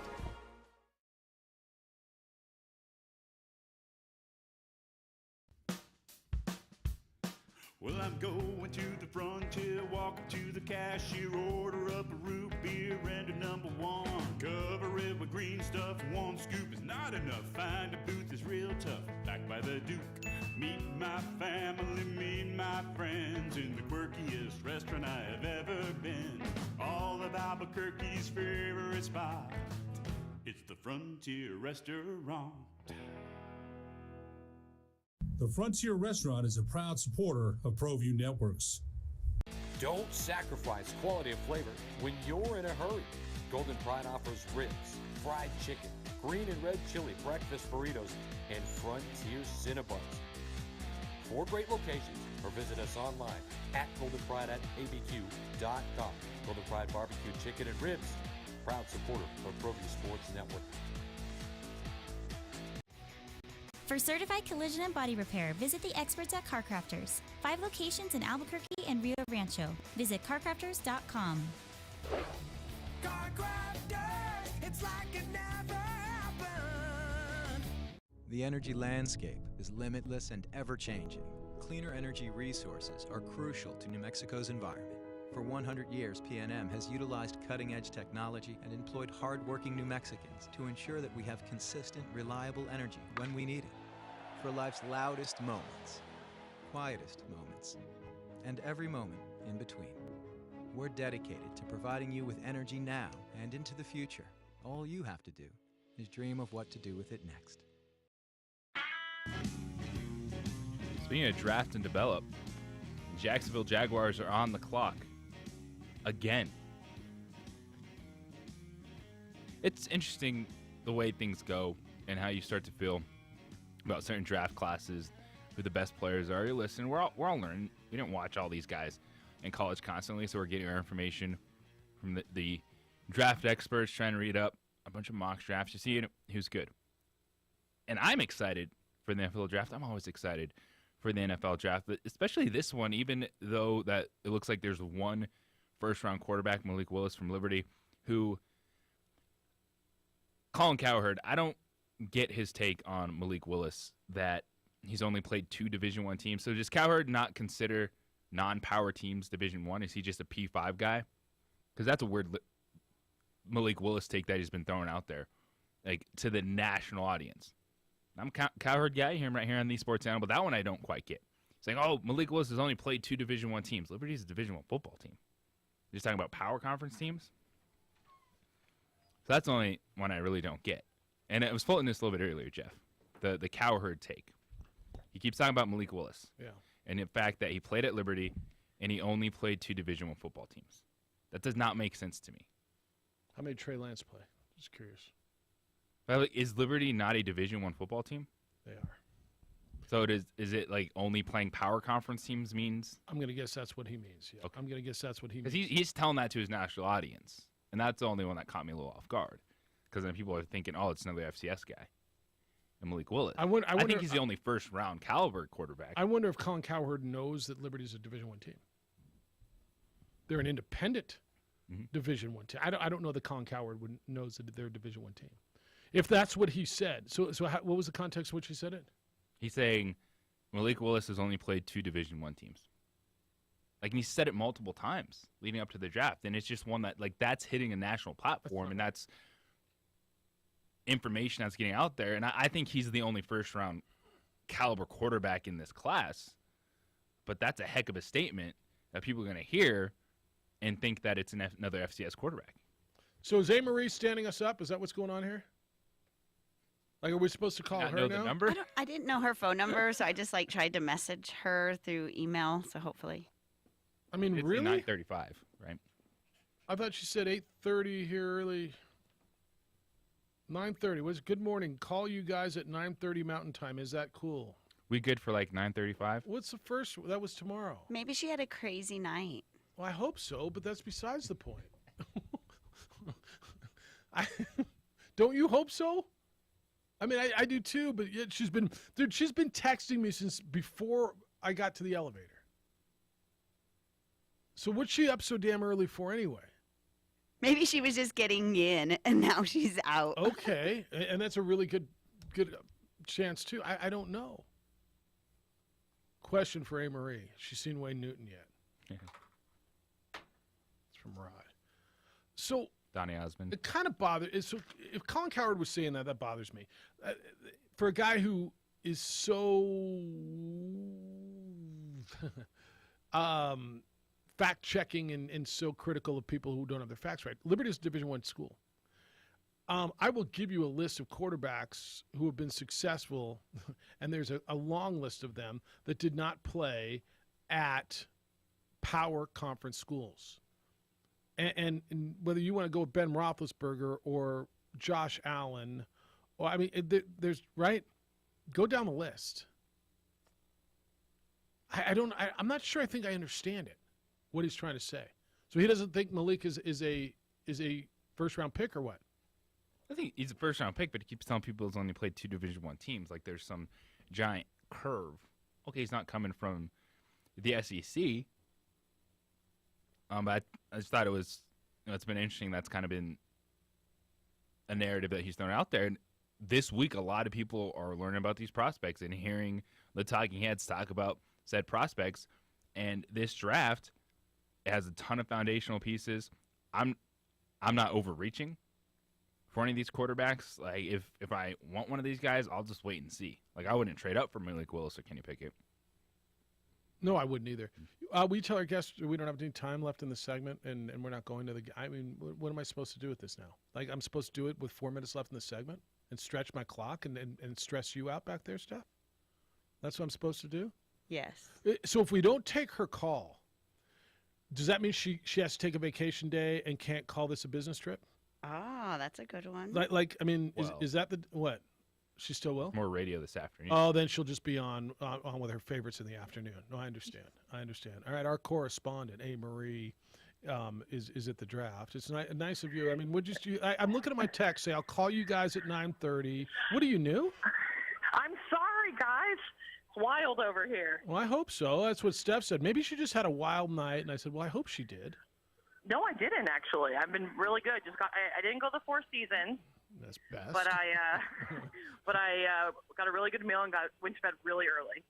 All right. Well, I'm sorry. Or I'm happy for you. So what's going on? You good? Is that town just buzzing? Oh my gosh! So they're anticipating 200,000 people today for the draft. Yeah, that's a big deal. And they blocked off the whole strip. It's gonna be super windy today. Yes. I'll send you guys pics, but it is crazy here. So tack down your 2 payday kind of a day. Correct. Yeah. Do you know what they call this? The official term for this? It's not called the draft in the NFL, like bylaws. It's called the annual meeting to select players. It's a hell of a meeting, isn't it? It's a hell of a meeting. I've never been to one too, and I'm very excited today. They have a bunch of it's just crazy. There's fans everywhere. There's a fan experience. There's events everywhere and happy hours, and it's crazy. It's really cool seeing all the different fans. It's always happy hour. All right, what do you know that we don't know? I don't. What's really cool is you can bet on the draft picks as prop bets. Yeah. How'd your parlay go yesterday? Then there was that. It did not go well because of the night.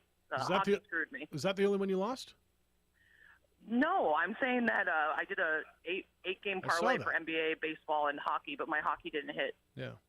No, I saw one. Did you bet on Vegas? That's right. I'll have more info for you guys tomorrow. All right. Well, thanks for coming. I'm just kidding. Well, thanks for telling us the weather. Yeah, we got the weather. How far are you from the site? Have you been to the site yet?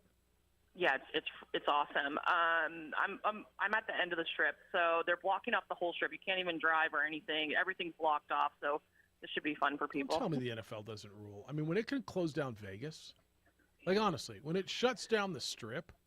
Yeah. Have you been in an Uber yet? Like, how do the Uber guys feel about it? The Ubers, a lot of Ubers say they don't want to work today, and then even your hotels warn you. They're like, you will not be able to get to the strip. You have to like walk, or there's a train, a link, but like they blocked off the whole strip. Well, and most of the good Uber drivers will go back behind the strip one side or the other to get you to where you want to go. Like if you're on the strip, you know he's taking you the long way. No, honestly. No, it's actually we've been getting to places faster because of it. Obviously. No, that's probably right. But there's a bunch of fan experiences. We're going to head around like 2, and then I'll let you guys know. Tomorrow should be more exciting. All right. So you got no insight for me? Who have you seen? Have you seen somebody standing at a table? I haven't seen anyone yet. Yeah. I'm going right now. Where are you going? Where are you right now? I'm actually in Mandalay Bay. All right. So where are you headed? We're headed to the Westin they have a bunch of like NFL experiences set up for all the different teams. So, and we'll go from there. All right. How do you eat your hot dog? What do you put on a hot dog? Is that what we were talking about today? No, yesterday, but we're curious. I like sauerkraut mustard. All right. That's good. All right. Are the Vikings going to screw this up? No, I think the Vikings are gonna trade down. Where are they right now? The Vikings are The 12th overall pick. Why? See, So I heard we're either going to trade down or there might be a surprise receiver pickup. That's my only insight from my insider. well, what would a surprise receiver? I mean, there's 4 or 5 what top I'm saying. receivers. Who like what would it be a surprise? Would it be Garrett Wilson? Would it be a surprise? If I Jermaine guess. Johnson's there, Well, I think it would be a surprise because you have Adam Thielen and Justin Jefferson. yeah. That's what I'm saying, and that's not a priority position that we need to focus on. I want to go with cornerback. So why do you think they would go with a receiver? That is just what one of my insiders told me. Really? Mm-hmm. All right, if that's the case, they should trade back then. No, honestly, if that's the case, they should trade back because they've got much more needs than another receiver. Yes, we need a cornerback. Badly. All right, go to the Westin. Have fun. Miss you guys. Thanks for spending a few minutes with us. Okay. All right. Talk to you tomorrow. See you. Good day now. All right, Amory in the Mandalay Bay. I'm not sure what I learned. That she likes mustard and kraut. There's a lot of people. And she's up early, dude. It's 8:40 in the morning. I'm not gonna lie. I mean, I get up early for this show, and then I take a nap when I'm in Vegas. Although when the Lobos play at 11, it makes it tight. You know, get the nap, and it's a little tight after the show. All right, we'll wrap it up. We got time for you. 505-246-0610. 888-922-0610. Thanks for being with us this morning on the opening drive on 95.9 FM and AM 610, the Sports Animal.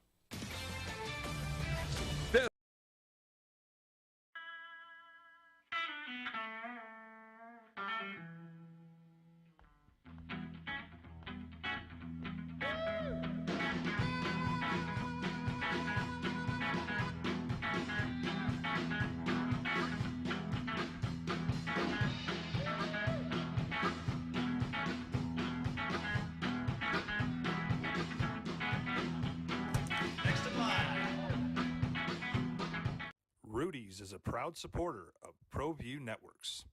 For 50 years, Clark's Pet Emporium has been your pet's favorite stop. Fish, birds, cats, dogs, reptiles, and small animals. Clark's has built a tradition of friendly, knowledgeable service focused on affordable, quality pet care products and food. Locally owned and operated with 2 convenient locations for all your pet needs, including an extensive selection of gifts for both owners and pets. 11200 Manal Northeast or 4914 Lomas Northeast. Clark's Pet Emporium is celebrating 50 years. Thank you, Albuquerque, the Pet Supply Superstore. ClarksPets.com.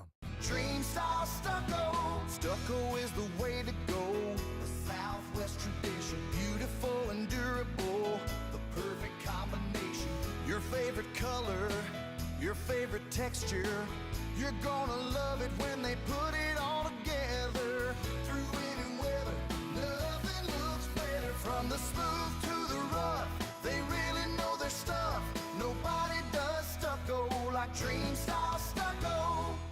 For your business or your home, Valley Fence stands alone. We're number 1 in New Mexico for a reason. It's the best fence you can own. Proudly serving New Mexico for over 50 years. At Valley Fence, the difference is clear. No fence too big, too small, or difficult. We handle them all at Valley Fence Company. We would like to thank the following sponsors for making this broadcast possible. For over 20 years, Evergard Roofing and Solar has been committed to customer service. Locally owned and operated, Evergard offers both commercial and residential roofing and solar services. For more info, please call 505-821-9543. Evergard Roofing and Solar are proud supporters of ProView Sports Network and New Mexico Youth Athletics.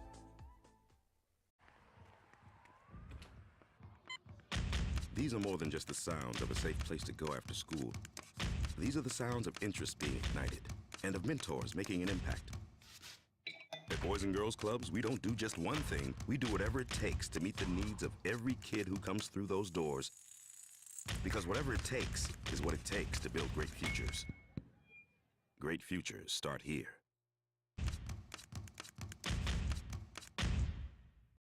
High school sports are back.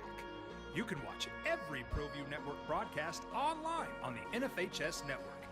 Every moment from every game from every sport, including all NMAA state championship games. Get your monthly pass now. Just go to ProViewNetworks.com, click on the NFHS logo, and sign up today. Watch New Mexico's best.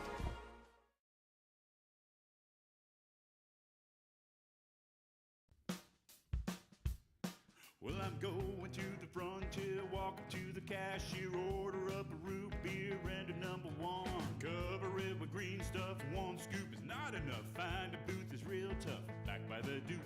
Meet my family, meet my friends in the quirkiest restaurant I have ever been. All of Albuquerque's favorite spot, it's the Frontier Restaurant. The Frontier Restaurant is a proud supporter of ProView Networks. Don't sacrifice quality of flavor when you're in a hurry. Golden Pride offers ribs, fried chicken, green and red chili breakfast burritos, and Frontier Cinnabons.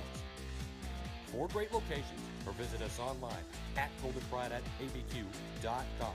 Golden Pride Barbecue Chicken and Ribs, proud supporter of ProView Sports Network. Now look like 95.9 FM and AM 610. The Sports Animal. All right, if I said 254 million is a half a billion, I misspoke. I'm well aware it's a quarter of a billion. You're mad at me on the text line. 254 million over 5 isn't half a billion, it's a quarter billion. Why is basic math such a difficult subject to those in the media? I don't know why, sir, or ma'am, whichever the case may be. I apologize if I misspoke. I am well aware it's a quarter of a billion. Basic math, I can handle basic math. I've been able to run a budget to actual on a business for the last 17 years or so, so I can handle basic math. If I misspoke, God forbid, I apologize, and I'm glad that you never make mistakes. Newsflash, Supposed to get in a flagrant there. Whatever, dude. Hey, you just look at it, and everybody's your critic. You're right. Review. And if I said it, I'm wrong. And like I've told many people, I'll be the first to tell you. Look who you have to deal with. You? Yes. Yeah. So it's very Doc Rivers-esque. Blame it on the supporting cast. They're dragging you down. Math-wise, a hot dog / PB&J life approach may be the same person. Maybe I don't even know what the hell this says. Maybe a hit hot dog of any type with mustard and relish, followed by a PB&J or the kid approved a PB&J lined hot dog bun. Whatever. Newsflash: this other one says Colin Cowherd is an a-hole. He doesn't like Colin Cowherd.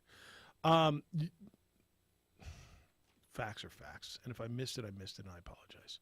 I'm well aware it's a quarter of a billion. Jeffrey Juan Jose Igato Estefi, the big stick has been hyping her appearance on the Vote show. We'll see if she shows up for that one, for A. Marie. She almost did. So you had to call her, Steph? I'll show you the text. She says, I'll call you at 9:30. Ask the boss. Is this a work day for her? Is this a vacation day? If she calls in, is it a work day so she doesn't have to use a vacation day? Is that how it is? So that's why she gave us a 3-minute appearance? All right. You learned a lot from that? I'm excited to see what happens tomorrow. Coming off, the first round, the movement, the picks, what their environment's going to be like.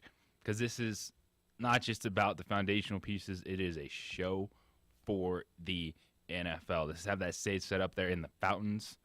And maybe a little Albuquerque-like weather today in Vegas. Yeah. Hopefully they tack down that tent. Blow away when Roger Goodell's on stage with the first overall pick. Whoosh. What if Roger Goodell's toupee flies off? I mean, I don't know if it's a toupee or not. What if we find could out? be one of the greatest moments in television Ever? history. Do you really think he wears a toupee? I don't, but wouldn't that be amazing to find out that way? Yep. No, I kind of imagine like Tommy Boy whenever he walks up and it just swings back. And Tom Brady's hair flies off.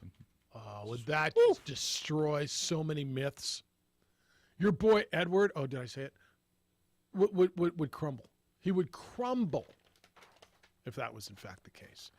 All right, 505-246-0610 as we get in. All right, I don't have a consensus number one. Who's going number one? Is it like, are you sold it's going to be Walker? Are you where are you going? I've seen Aiden Hutchinson, Trayvon Walker, and the Jaguars flat out have not tipped their hand. Where are they going? I'm going to guess they go pass rusher and go Trayvon Walker. Yeah, it's been a while since we've had this much uncertainty because it's not a quarterback involved. 100%. I'm thinking back I think it was like the Jadeveon Clowney draft with Houston, and there was who's going to go number 1, or not Clowney. I think it was back when Reggie Bush was drafted. Okay, that's a long time ago. Yeah, it was so long. It's been a minute. Yeah. I think it was the last time we were really going into draft day. I don't have a year There for was you, like but- this. Who's it going to be? Is it going to be the pass rush? 08?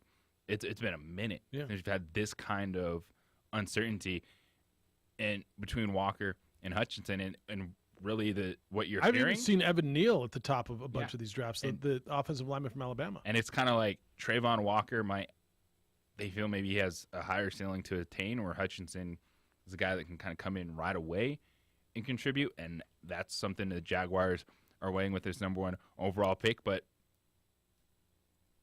it's the 2 offensive tackles that are really Ikem Ekwonu, NC State, mentioned Evan Neal from Alabama, then Hutchinson and Walker. And then you have, all right, which cornerback do you like? Derek Stingley, LSU, Sauce Gardner, Cincinnati. Who'll be the I'm going first from there. receiver to go? The first receiver off the board, I'm going Garrett Wilson, All right. Ohio State. All right, it might be too. And it's going to be him or Jamison Williams. And it's really, the Williams thing is how much does he come back from the injury he suffered in the national championship game? First quarterback off the board. I know who you think it should be. Who do you think it will be? Because I see a lot of mocks that have Kenny Pickett going 6 overall to Carolina. It's going to be Malik Willis. So you think it'll be Malik Willis at 20? I mean, does he last all the way till the Steelers? And I don't even, if I'm the Steelers, I'm not, like, I don't feel like I have to jump on Malik Willis if he's right there. If he's there at 20, do you get him? If he's there at 20, you do. If you like him, if you like him enough. That would be the one. If he falls to 20, I'll make the pick. So you but wouldn't I'm take not- Kenny Pickett at 20 if you're them. Hometown quarterback. So you don't believe in Kenny Pickett? Why? I don't think the value. He's played more Division I opponents than Malik Willis. I just don't think the value is good for Kenny Pickett. And I know quarterbacks are pushed up, but this isn't a draft where there's pressure on these guys to go chase them. If the need is there, see, I always think the need dictates the pressure more so than the number of guys there, right? I mean, there's not as many teams who are quarterback desperate this year, right? Last year there were, and then there was one that wasn't quarterback desperate in San Francisco who jumped into the mix. This year, I look at, I don't even know that I think Carolina and I think Pittsburgh is, although they don't think so because they signed Mitchell Trubisky. How many teams are quarterback desperate? Who needs a quarterback? I think the Texans do. I think Seattle does. Who's the Texans quarterback? Is it Davis Mills? And maybe he's going to be a guy for a long time. I mean, maybe they claim they like him. All right. Well, Houston's in a position where they have 3 and 13. So do they take one at 13? 13 absolutely could be in play for the Houston Texans if they believe in Malik Willis, like we're talking about him as being the best quarterback in this draft, but it's also best quarterback in this class versus what you have. How do you grade him versus Davis Mills right now? Yeah, they need so much. And then Carolina Like, they at need 6 is so much. in no man's land because they don't have any picks in like the second or third round, and they need so want to much. trade down. But if you're sitting there, who are you trading up for? Like, who's that player that's going to get one of these teams hungry to go get when a quarterback's not involved? Yeah, I don't see any draft, and again, that doesn't mean it's not going to happen, where the Texans take a quarterback at 13.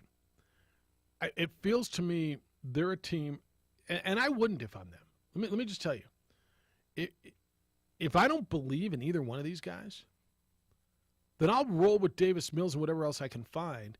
Let me build my damn roster. Because the rest,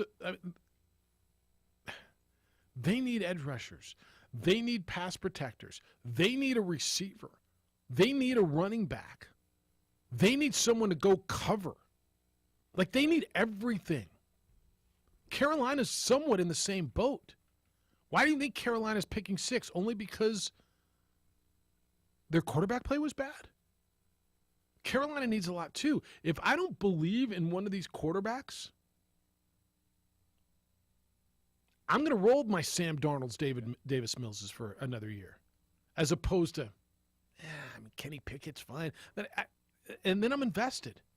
Then I got to invest in these guys for 3 years, don't I? Yes.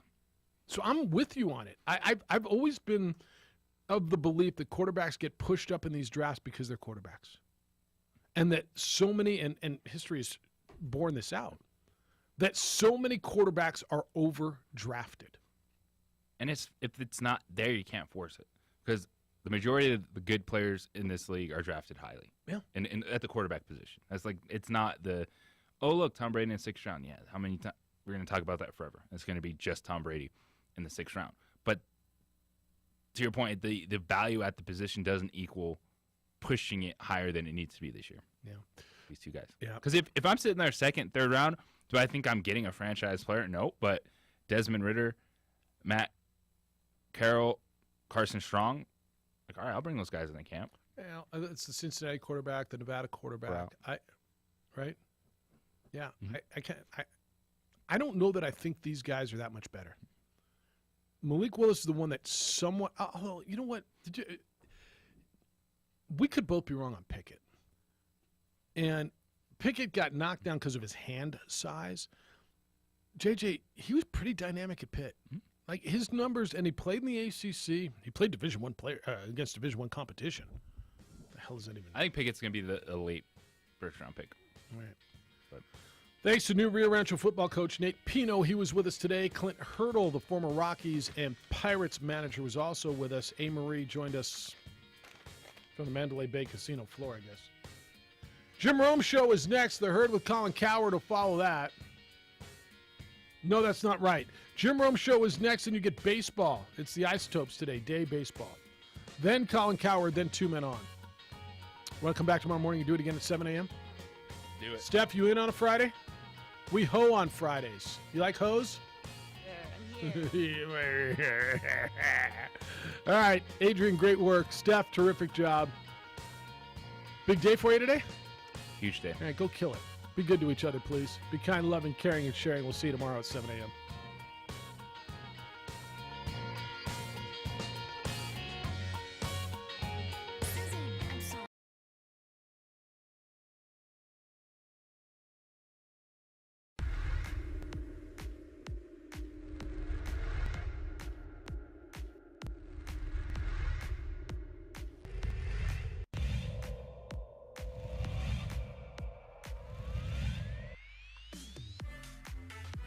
That's out to the outfield.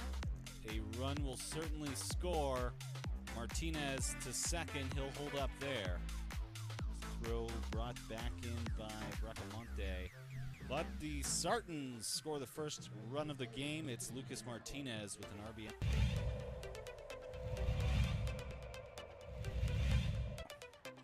Breaking ball, and that's grounded to third baseman.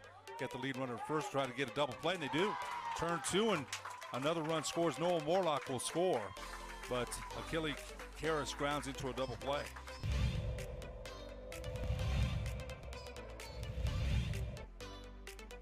Here's the pitch, and that's a fastball, and that's laced down the right field line.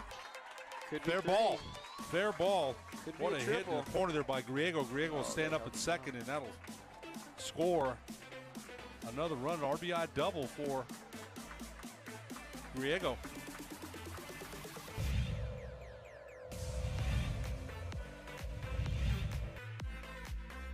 Deal with the high leg kick. He brings it. There's a shot. Martinez jumps, not able to get there. That should bring in 2 runs, and indeed it does. As both Lucas Armijo and Robert Garcia come aboard.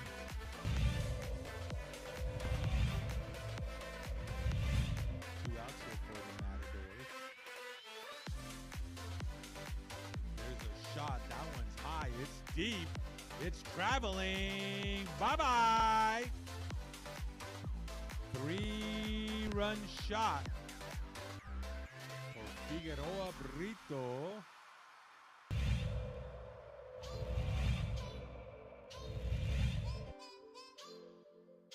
Alvarado brings it. There's a shot. Right to shortstop. Flips it to second for the force out. half inning.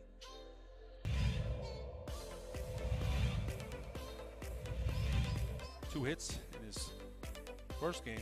Curveball, Karras swung on. That's driven deep. That could be gone. It is. Home run for Achille Karras, 2-run home run. Achille Karras